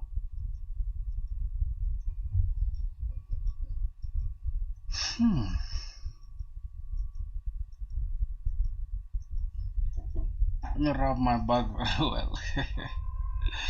What are we actually doing? What are we doing here? We are converting the DTO to this, right? Oh yeah. We are supposed to use, hold on, let me look at the post service for a sec. Let's look at the post service. Yes, that's what we are doing, right? I think it's the same thing. Post response DTO. This takes in, okay, converts entity to DTO, which is what we are doing. And then here we're converting DTO to entity. Okay, to post entity. What did we, I think I did something wrong. Let's look at this. We have, okay,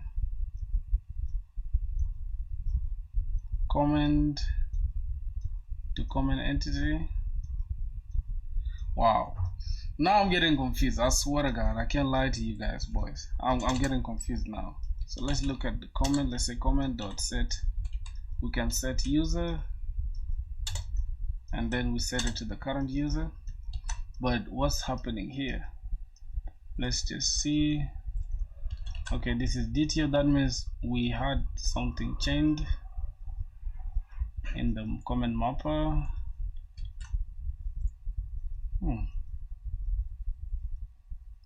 What happened? Where did we create the abstract class from?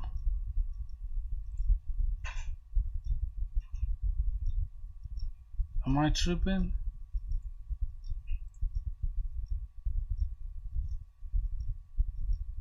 Oh, this was supposed to be to comment entity. Okay. my bad. It's supposed to be to entity. Alright, now after that, we can just save the comment to the database, and then we can just go ahead and return it as our response, right? So we get this new instance of comment to say this is gonna be the saved comment is equals to now the comment response repository we save, and then go ahead and save the comment. And after that, we can just go ahead and return comment mapper.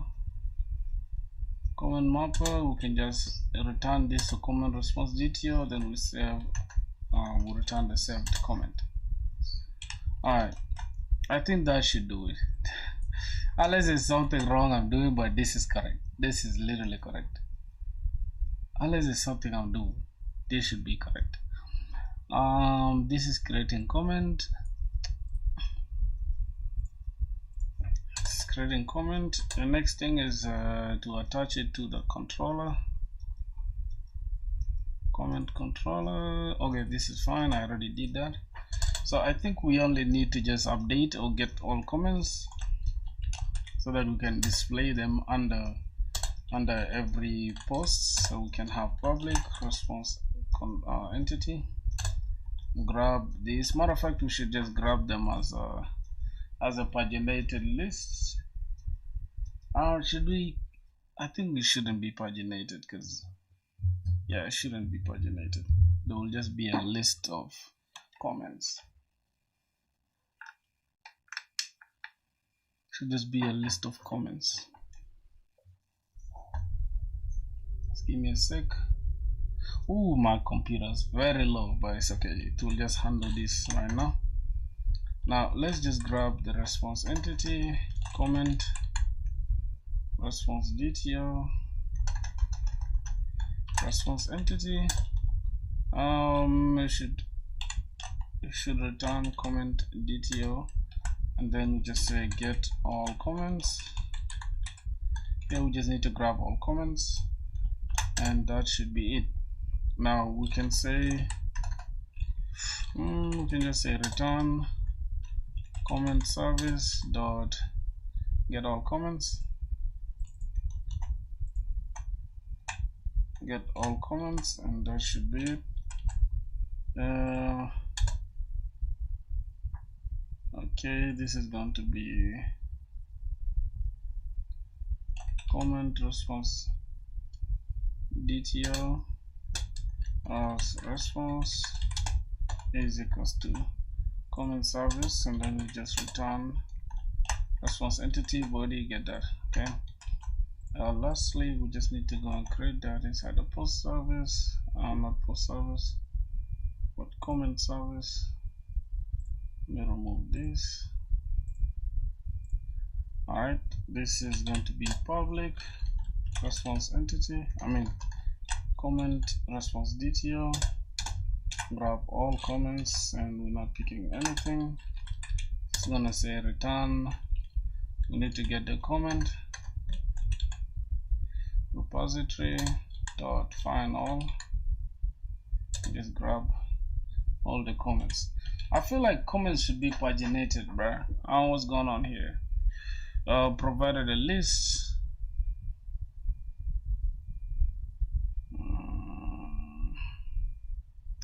What's going on here?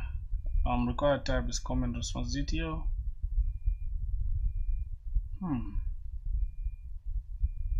Alright, let's first try to paginate them. We can just return rather than a list, we can just return so that we can. I think we should paginate them though.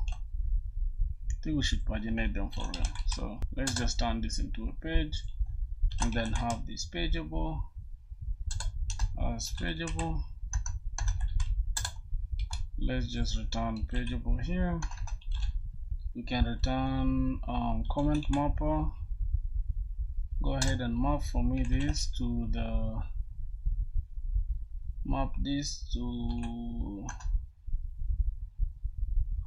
comment response detail.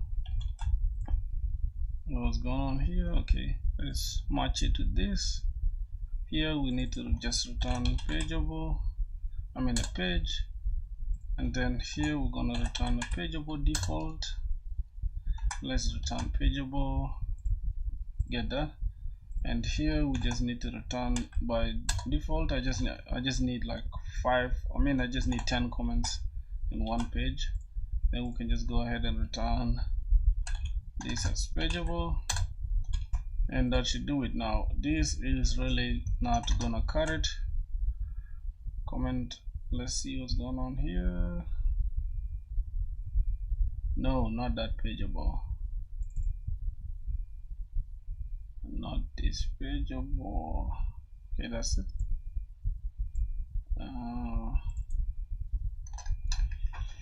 Let's say pageable.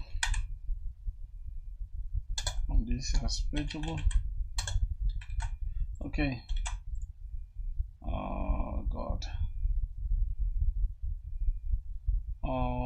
We just need to go ahead and return from here. Okay, but we have a problem still. Cast argument. No, we are not casting any argument. What's going on here, bro?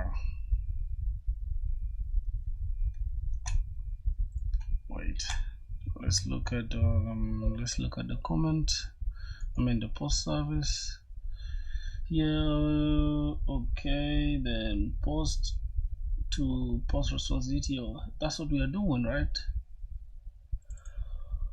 I don't think this is there's a problem with that. Create a method final.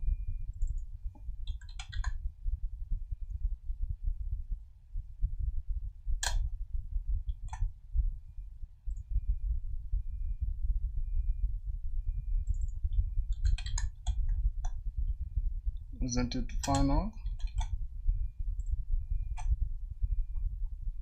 Oh my god.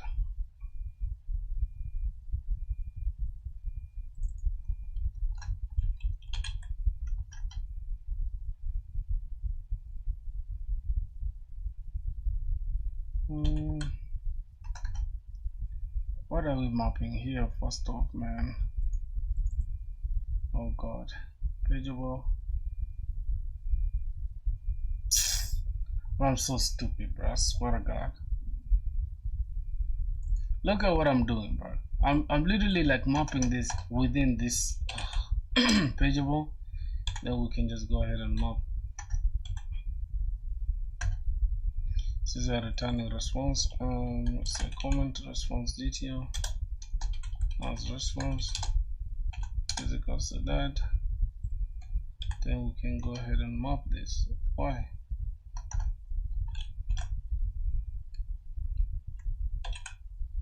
Pageable.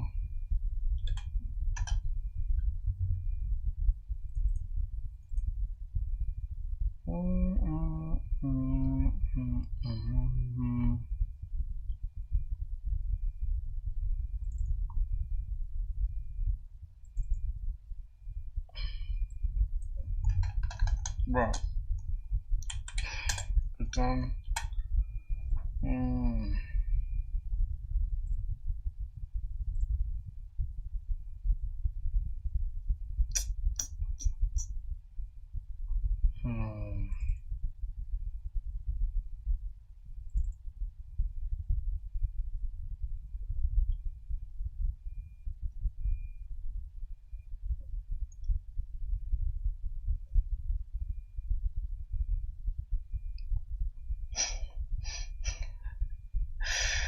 God, what am I doing? Look at what I'm doing. I have this, right? Final. That's okay. How about in the controller? Get all comments. That means get all comments is okay. Close this down.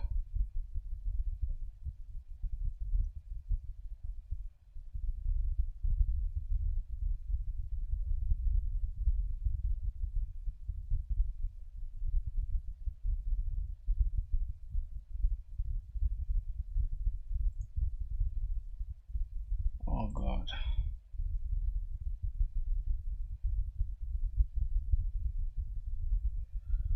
Oh, what are we doing? What are we doing? Default.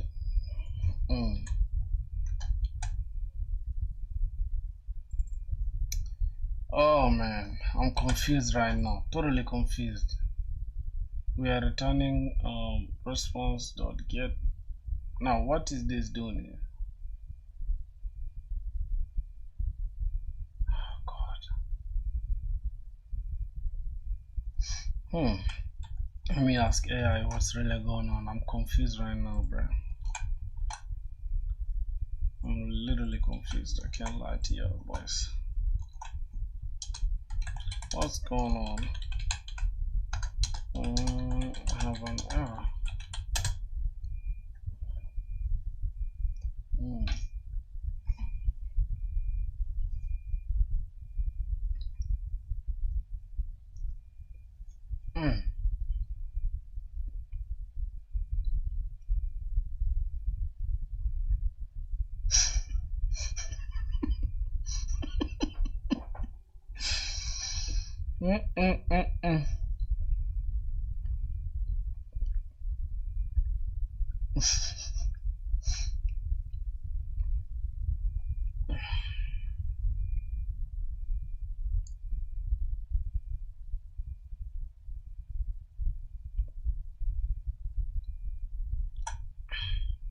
Can you guys see? Can you guys see the madness, bro? Like, look. Let me first take all this roles thing, and also page is okay, but pageable is not okay at all.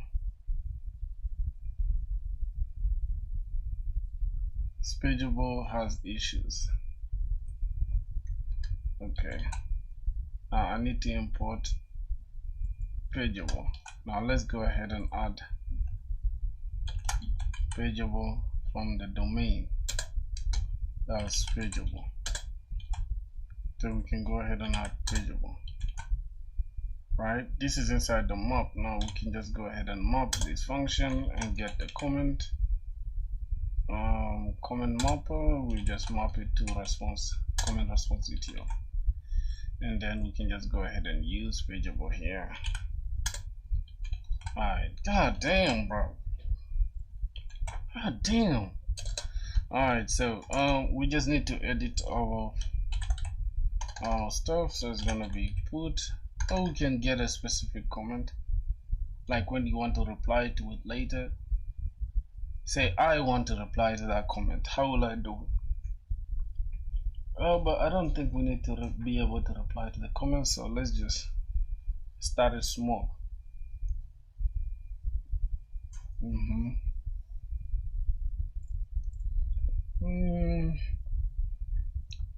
Let's go back here. We'll make sure creating this should be transactional.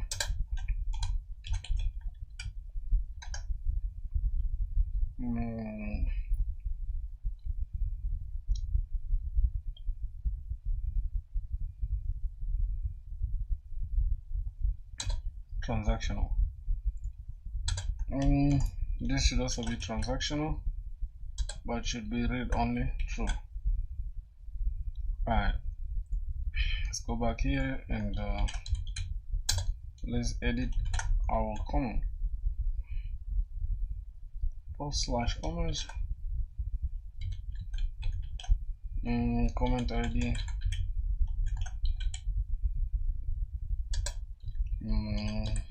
public void. Okay, just say response entity. We are returning void, and then update comment. We make sure we get the path variable. We get the ID as comment ID, and then the request to the response DTO. Then finally we can just return comment service. Oh, this is a okay. We need to return, this is a controller, so we need to return the comment service dot update comment, and then we pass in that ID, which is the comment ID, and the comment and the DTO itself. Okay, then that should be it, right? The response entity, I think we should just keep it as void, so we can remove this entire thing,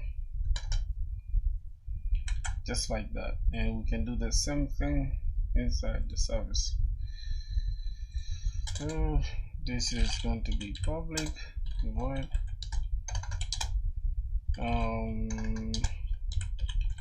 update comment is going to take in the comment DTO as DTO, and is going to also take the path variable, which is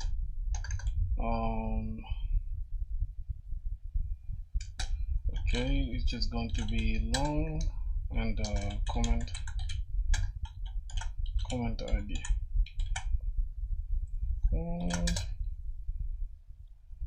Alright, now for this one we need to be able to say we are not returning anything, so we shouldn't be able to return anything as well. Here is return. Why is it return? I thought it's supposed to be void. But we need to be able to response entity and we can just return the void. Okay, and let's go back here and try to work on that. So we're gonna get comment mapper dot update from DTO.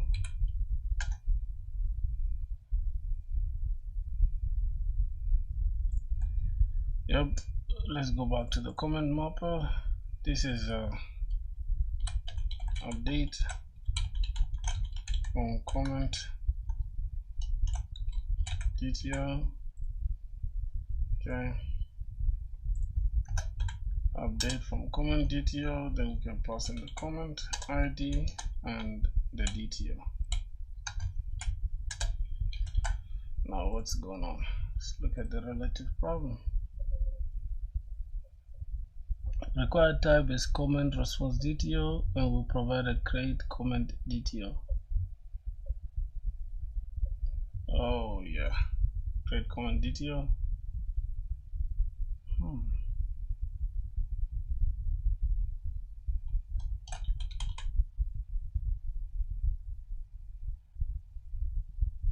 What are we updating? We're updating the response, isn't it?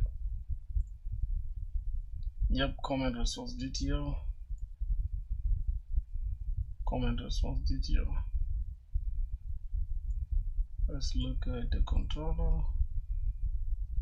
Yes, comment response DTO. Comment response DTO. Alright. What's going on here? Okay, so we change them. This is supposed to be the DTO, and this is supposed to be the comment ID.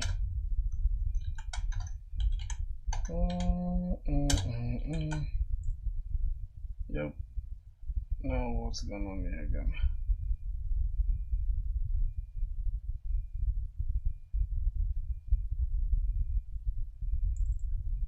Comment ID. Comment ID. Oh God.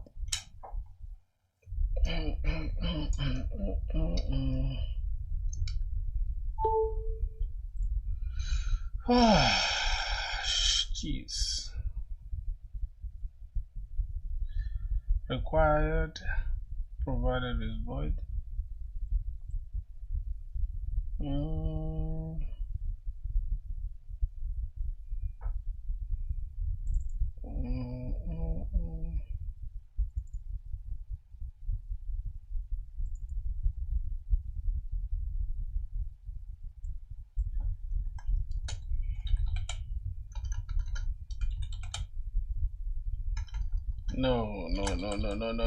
Response entity. Comment response DTO. Then we can grab this and say X.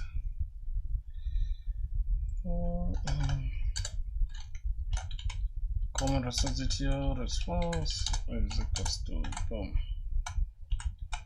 Then we can just go ahead and return response entity dot body dot okay. Then what's going on?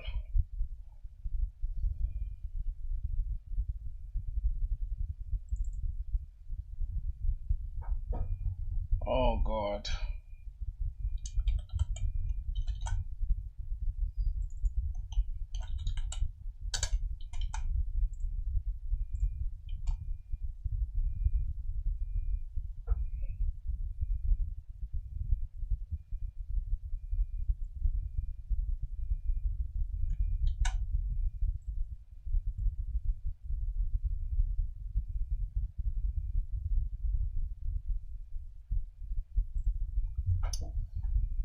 Oh my goodness, this is there's nothing I hate more than seeing this BS.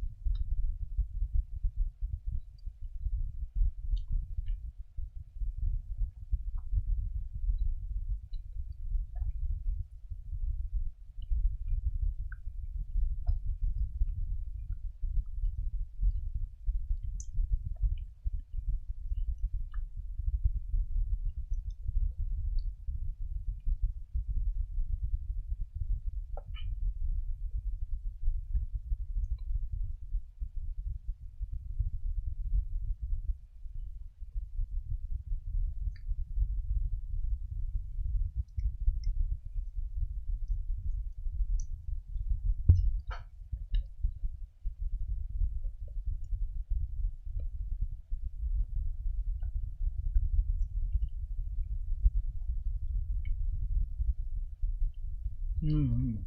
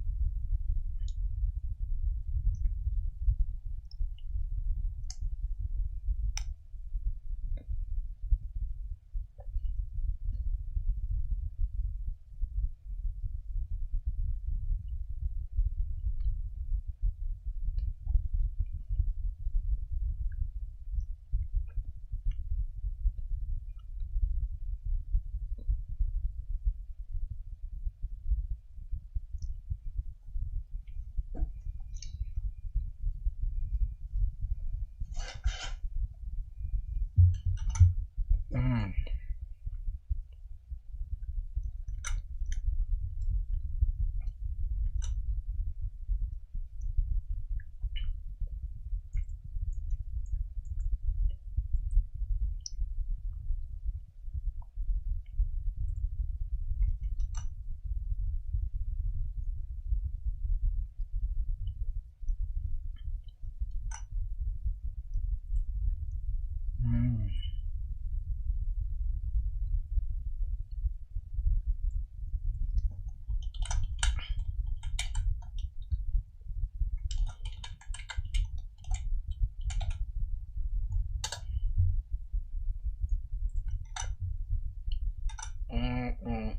Mm. Just check in the string and content. Okay. Java record.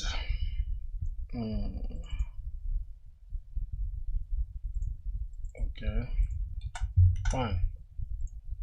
So we have an issue. We're just gonna copy this and paste it in the service. Where is the comment? What is the service? Comment service. We have an issue here. So we're gonna make this transactional, and then you can have public response entity, taking in the comment response detail, update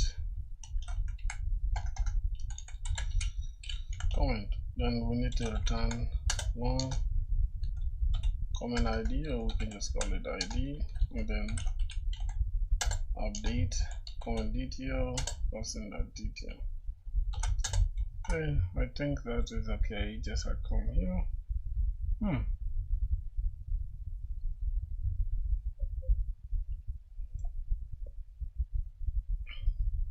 Wait, now, so shouldn't this be update update the comment instead of response detail?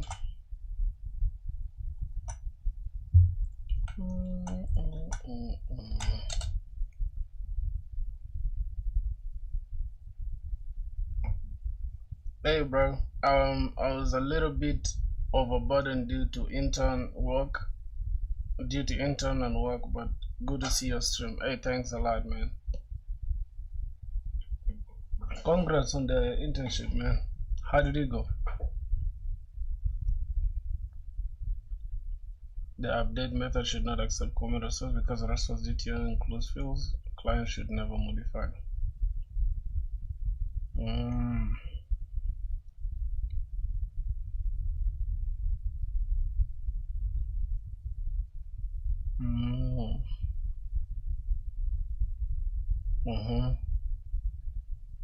So this is all we have to do. Make sure we find it by ID. If it's not there, then we throw an exception. Update from update DTO.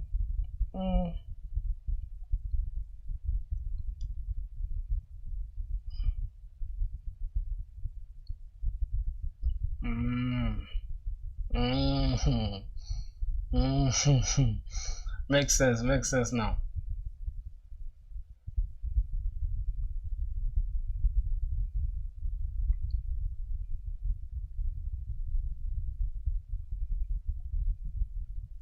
Makes sense now. Makes sense. Where you can get easily internship and new related information also come from there. Well, I'll check it out. Let me see.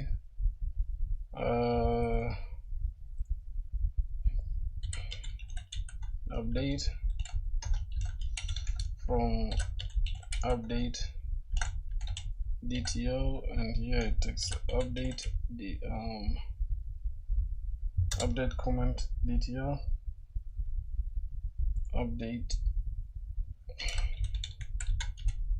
comment DTO, we tag as a comment, and let's go to our service. This is okay. Long ID, or we can just say comment ID. Then we can check first, say comment is equals to, we need to get the comment repository, dot find by ID, and then pass in the comment ID, or else we throw, if there's an error, let's create a new lambda function, say new resource not found, and then comment not found with ID, comment ID, or just say comment not found.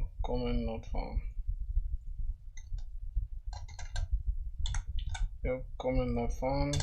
And if that's okay, if the comment is there, then we just go ahead and say comment mapper dot update from comment, and then we pass in the DTO, and then we pass in the comment. Hold on, we pass in the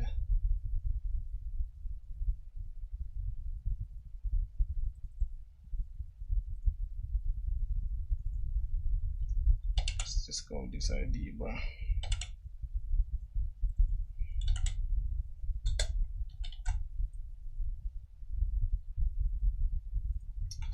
Oh God, what am I missing, bruh?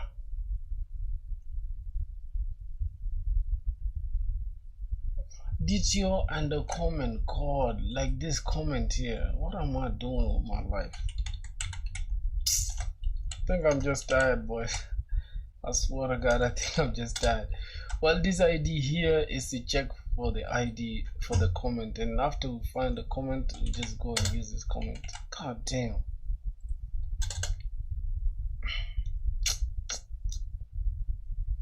And then we say comment updated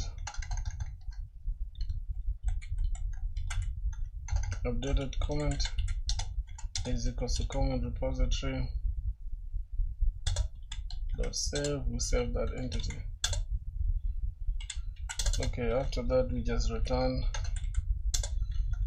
not response entity. This is in the service, so we don't need response entity.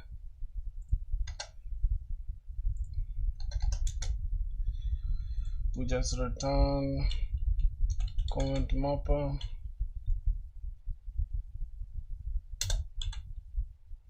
dot the comment response, and then we pass in the updated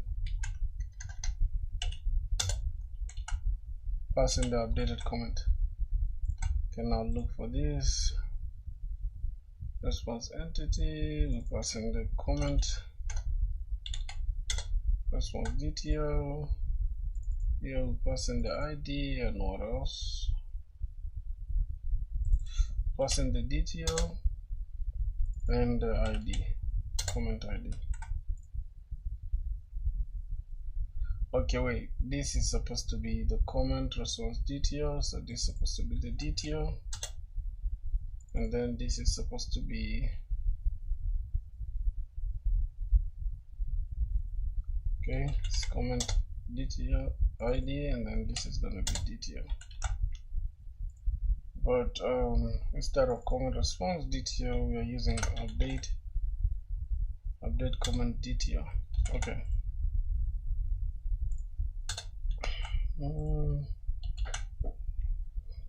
I'm just so tired, I think.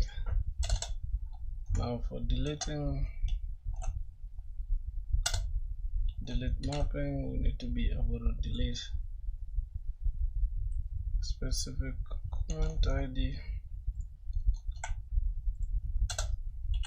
public. We can just say void, then this is gonna be delete comment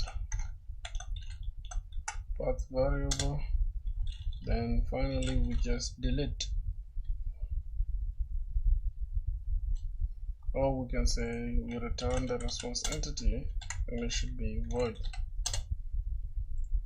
and then we can just say return response entity dot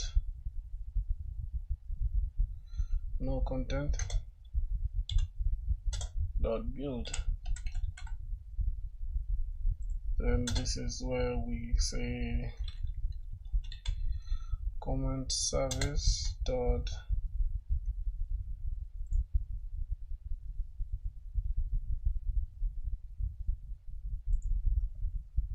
delete comment comment ID. Go ahead and create it inside the service. Okay, we're also gonna need this as transactional, and this is going to be public void delete comment, and we're gonna take this as type long comment ID. Then we can just make sure we check if the comment exists. Comment is equal to comment repository dot find by ID, and pass in the comment ID, or else we just throw if there's an error. Let's go ahead and throw a lambda comment not found. Then from there we can just say comment repository dot delete comment, and that is it.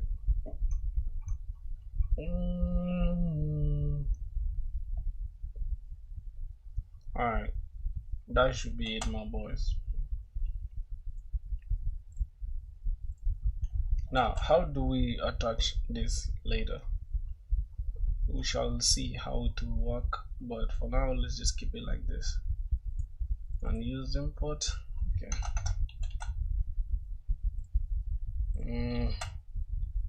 Just restart. So today we are done with the comment service or comment whatever. That's tomorrow will be the last day for this application. That's gonna be it. I don't know for how long we've been streaming, but yeah, we shall just finish the rest of the application tomorrow. I'm just gonna go ahead and just restart this on push this to my GitHub. So I'm just gonna say git add dot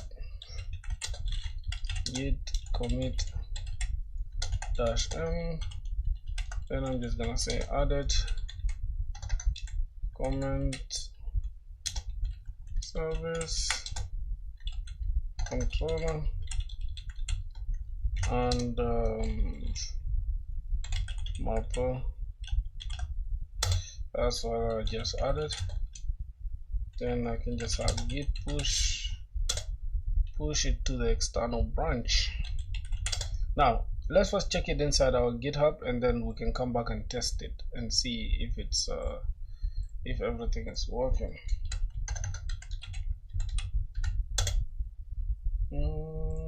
Oh my god, why did we check it on Wikipedia?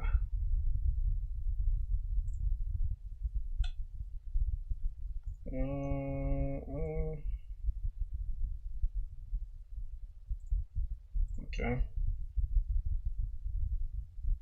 boys, as y'all can see, did we push? Wait, we made a contribution, right? Yep. 1st December, we have our contribution there. That's great. That's great. I don't know what next we have to do. Yeah, testing the application. So let me just go ahead and test it out. Let's say compose. Let's first check. Okay, our Docker been up since. So I'm just gonna say Docker. Okay, Docker is running, so we don't have to worry about any of that.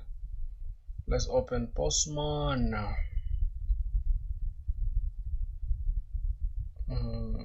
Okay,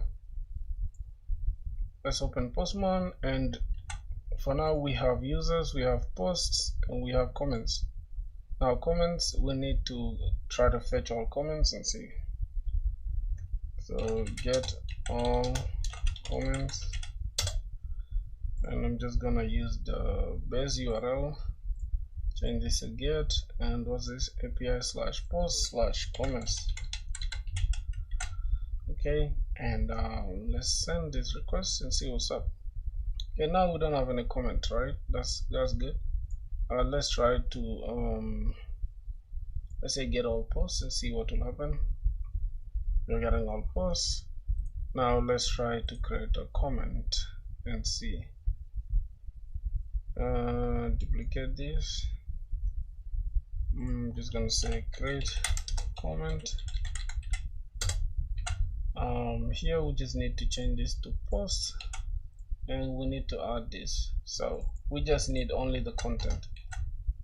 For this, instead of raw text, we are sending it a JSON. Now the content is clean code. I'm just gonna say coding is finally dead. Somebody is sending a comment. Okay, let's create a comment. Okay, as you can see, we have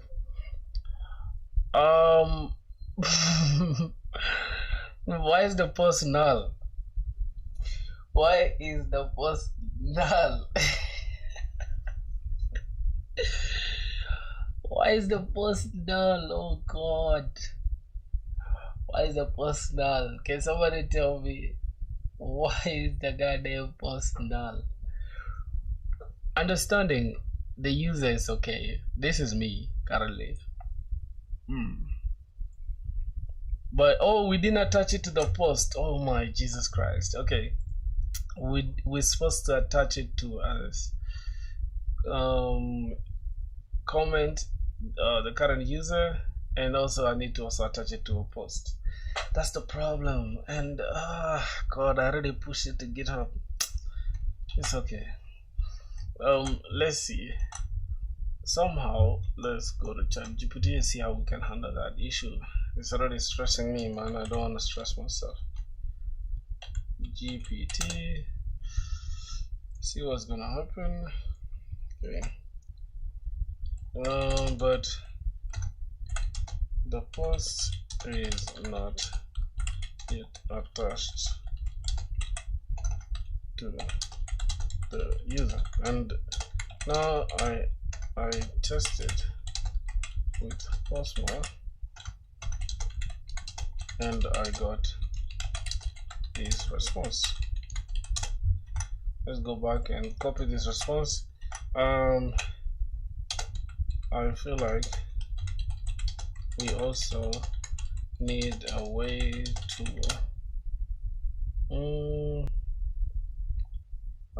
to attach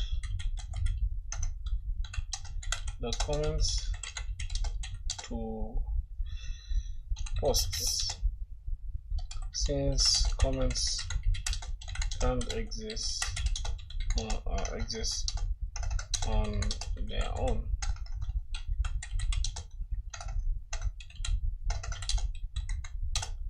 And also we also need to take care of something in a sec. What is that? Okay, let me go and get the comment and pass it here. Dang. Oh my god. Okay. Spider says it's correct. A comment should be attached to a post at creation time, otherwise it fills in the database like Ghost Spark with no parents. Right now, your current correct comment method only says the user, not the post. The post field is null because the use service never loads the post or assigns it. The fix is straightforward conceptually. You need create comment DTO to carry a post ID, then fetch that post in the service and attach it before saving.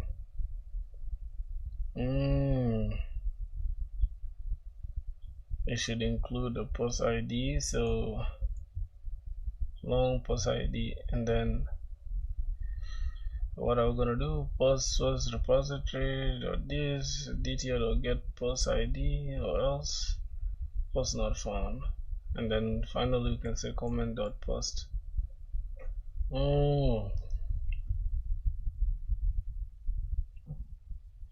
So we need to fetch it with the post ID. And then we need to also inject the post repository. Okay, smart. That's clean. That's actually clean. I like that. Let's go to the post, because now this is where we are talking to each other, right? So we need to talk to the post service. Not the post service, but the post repository. Alright, let's talk to the post repository, but within the comment service. So I'm just gonna close all tabs, go and open the comment service, and I'm going to say private final I post repository as post repository. Now just right before attaching this, we also need to check post is equals to post repository dot find post by ID, and then we can make sure we get the ID, which is going to be DTO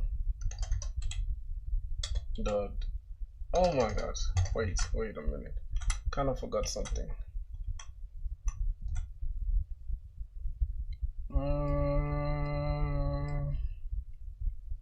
DTO dot get post ID, or we need to get the post ID from the DTO itself, or else to throw resource not found, post not found, and then we just okay. Finally, saving is okay. So what are we looking for? Post repository dot find by ID, and then we can pass in the DTO dot get post ID.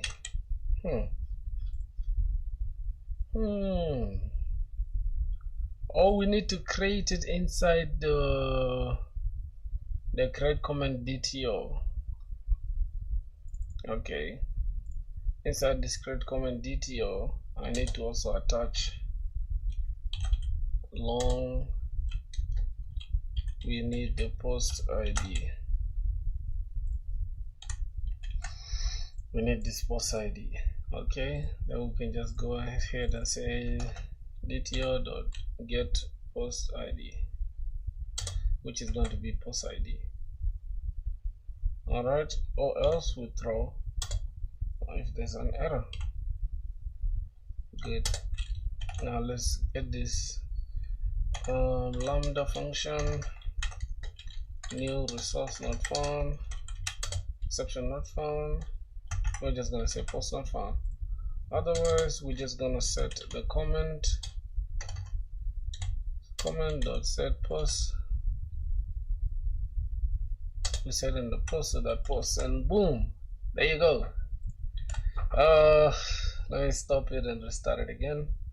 So I'm just gonna go ahead and say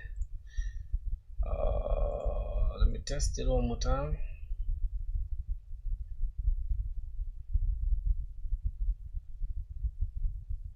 Let's go to Postman. Now let's go and get all comments one more time. Okay, we are getting this, but we have an issue with the post, so this shouldn't exist, right?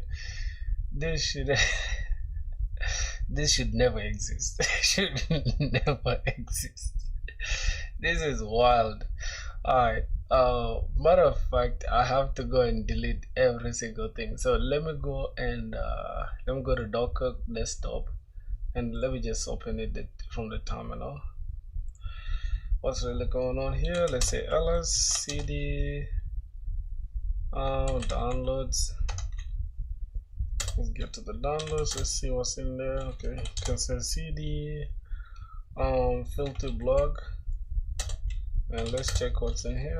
All right, now we can just say docker ps is running. Say docker compose down v, remove everything, and then we can have this one more time. Docker compose up in detached mode. Okay, I'll kill this. Let's go back now. Get all posts should be empty. Forbidden, okay, because there's no user. Yeah, you cannot get all comments, bro. You're not logged in. So we need to log in. By default, we need to go ahead and go to our here and restart our application so that it can create for us an admin. Okay, we have to create for us. Okay, admin user created successfully. Now let's go and log in as that admin user. Let's close posts, close comments, go to users, go and log in as this admin. Okay, now I'm gonna grab this and then go to FilthiBlog authorization. There is a beer token, passing this and save it. Now that means everything inside here. If I go ahead and grab this get all users, I should find the admin there. Cool. So now we have the admin permissions. That means we can perform anything. For now, let's say get comments. Let's select get comments. We have empty. Interesting, right? Now we can create here, and also we need an ID. I don't think we have an ID. So we need to update the controller as well, I think, if I'm not mistaken. Let me ask AI if your mapper converts detailed entity, make sure it does not override the post. Okay, let's first return our DTO so that we can see if we are on the same page with AI. Okay, let's see. Are we on the same page? And also check out our controller and how do we attach the comment to the post, since we added it already. Now let's go back and grab this comment detail. We have that pasted here. We have the mapper. Select this, go ahead and press it. We need to get the controller,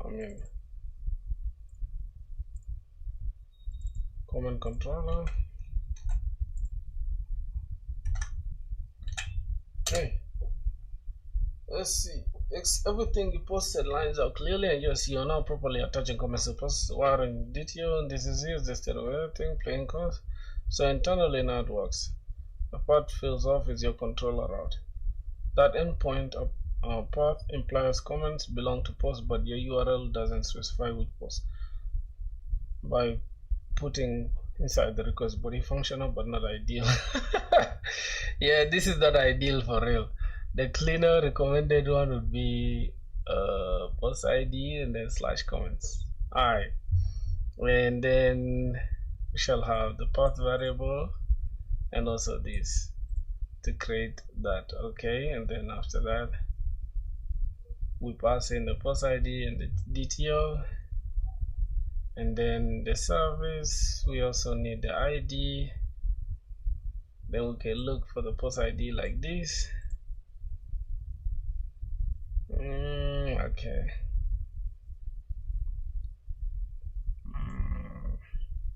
Yes. I think that is the best. That's the best way to do it. Go to the controller, post, and then we can say post ID. Let's look for the post ID. Get that post ID. Create comment. Get all comments. Okay, we have a problem there. We have added that. That means we also need to add the request body.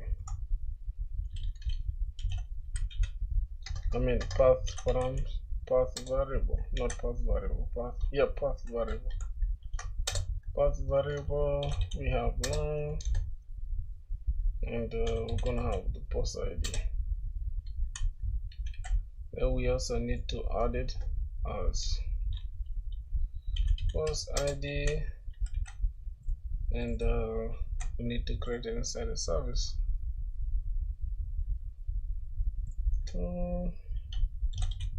Long,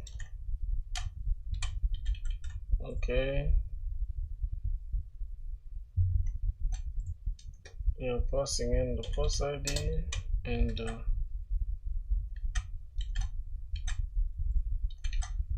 okay, now instead of dto.getThis, we just have to get the post ID. Yeah, I think that is it. So we can just restart this and run it again.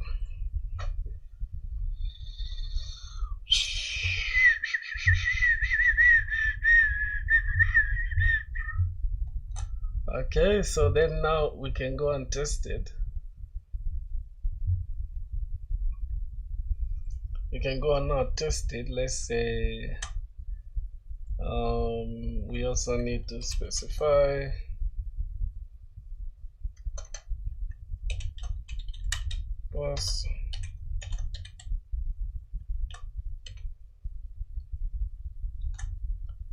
post ID / comments, and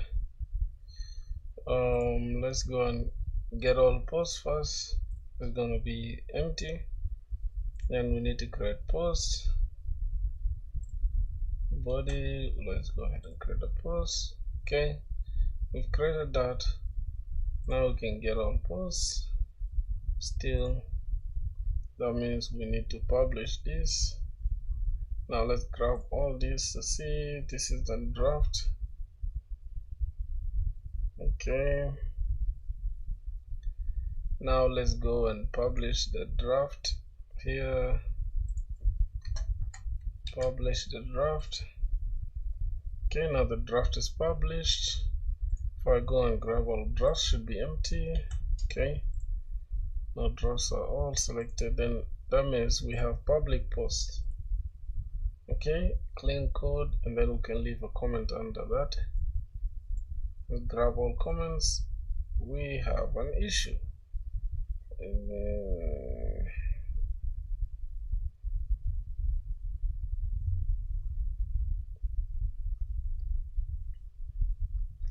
Yeah, we don't have a code for that.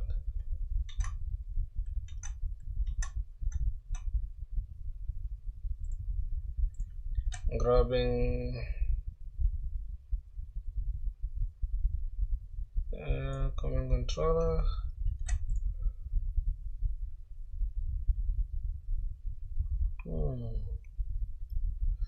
This shouldn't be here, bro. API / post. I'm confused now.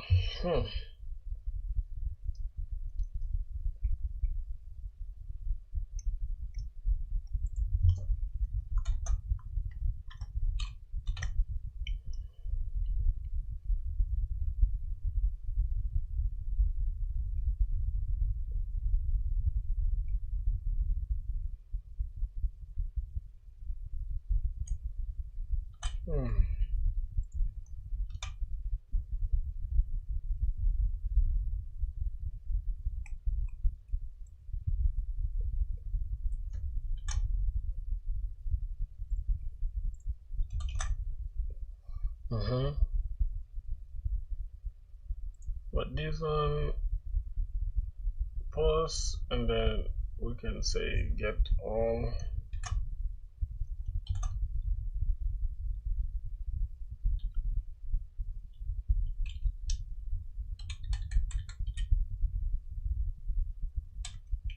Get all comments.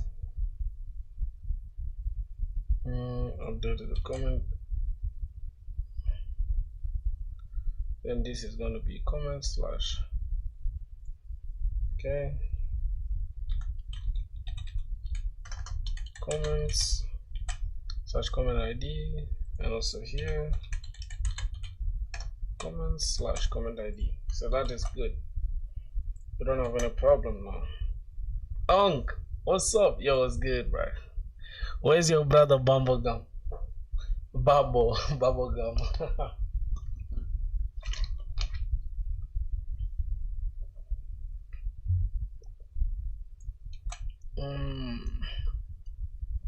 Bro, this hurts my neck so bad.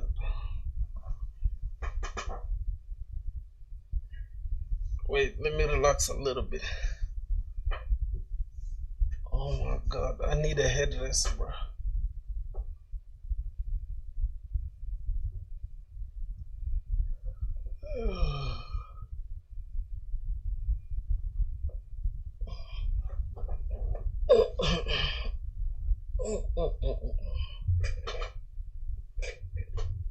No clue, probably he's studying. Yeah, he's studying for real, right?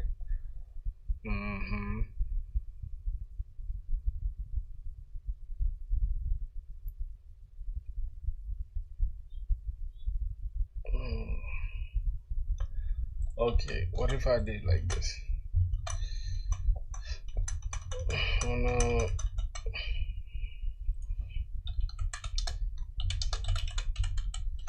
I change the routes and shade the comments.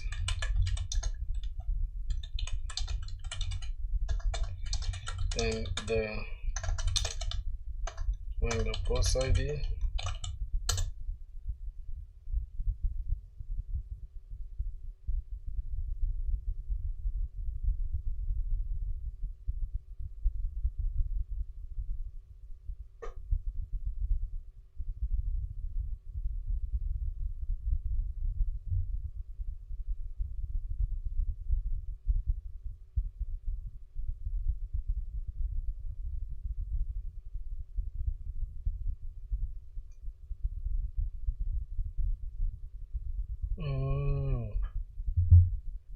No trailing slash.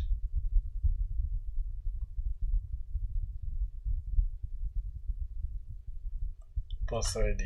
Okay. Alrighty. So this is okay. Like that. We need to also change it here. Okay, that's okay. That's okay. It's just me. Alright, let's run our application. What's going on here?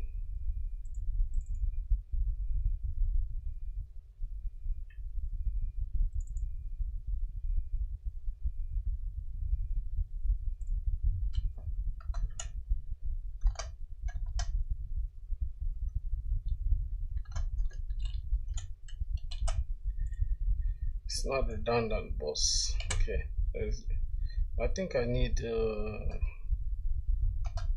20 comments first. Just full 20 comments.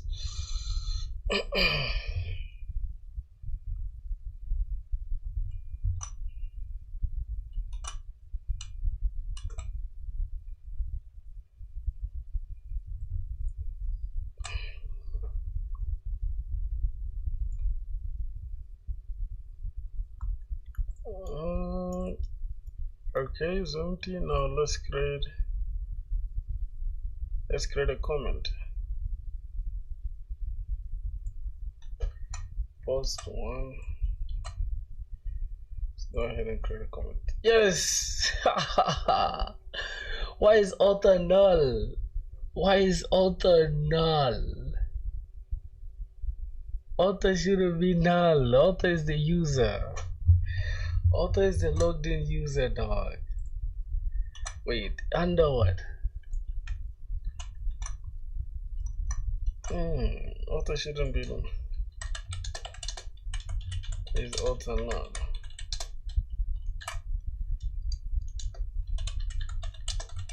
Author is the logged in user.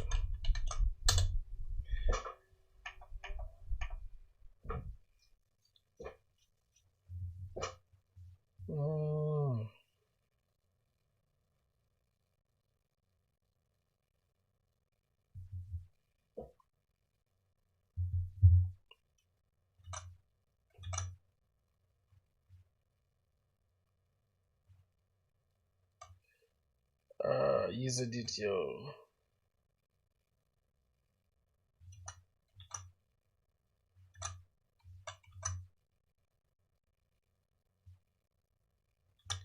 Wait, let's look at post entity.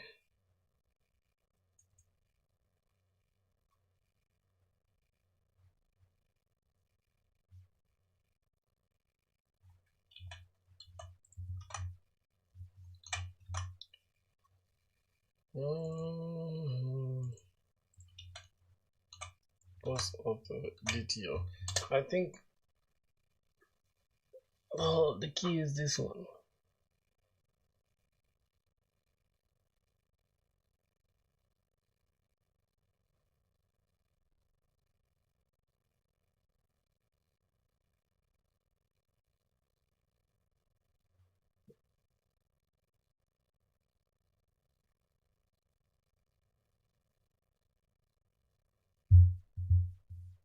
Post.user.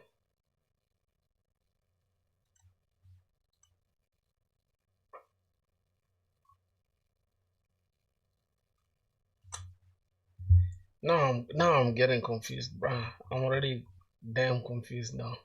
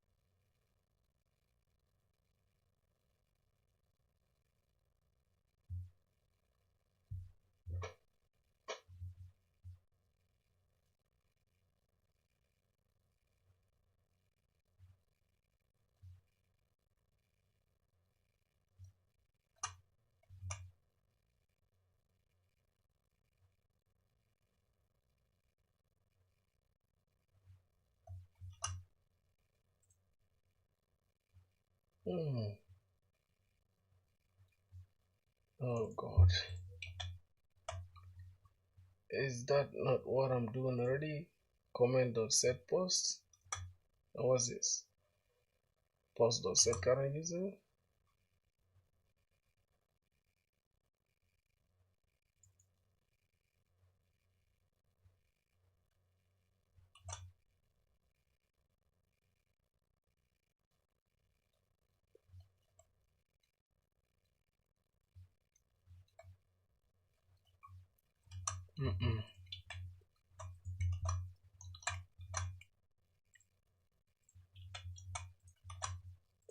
Oh my goodness. I'm stressed out, boys.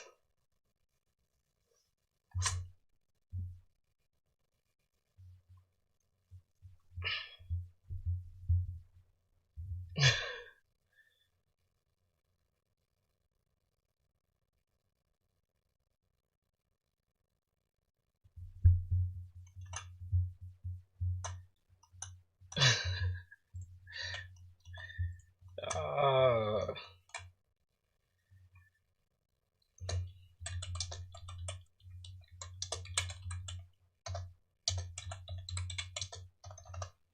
To be the author.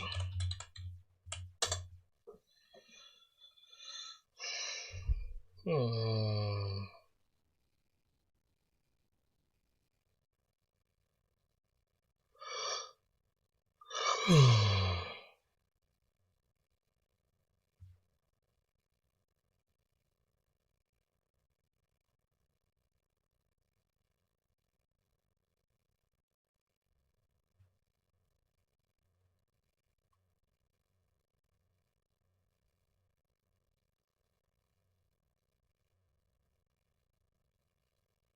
Hmm. Comment out the details. Author comments out the details.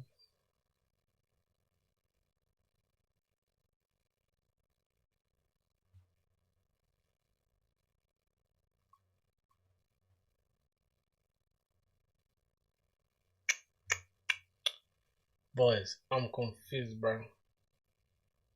I'm done. I'm done. I'm done. I'm done. I'm done. I'm beyond done. I'm done, bro. I swear to God, this tight coupling, this is super confusing, bro. Say Docker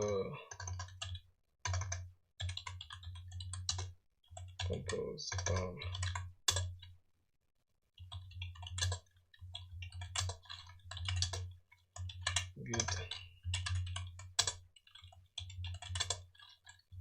Git add everything. Status. Okay. Git commit.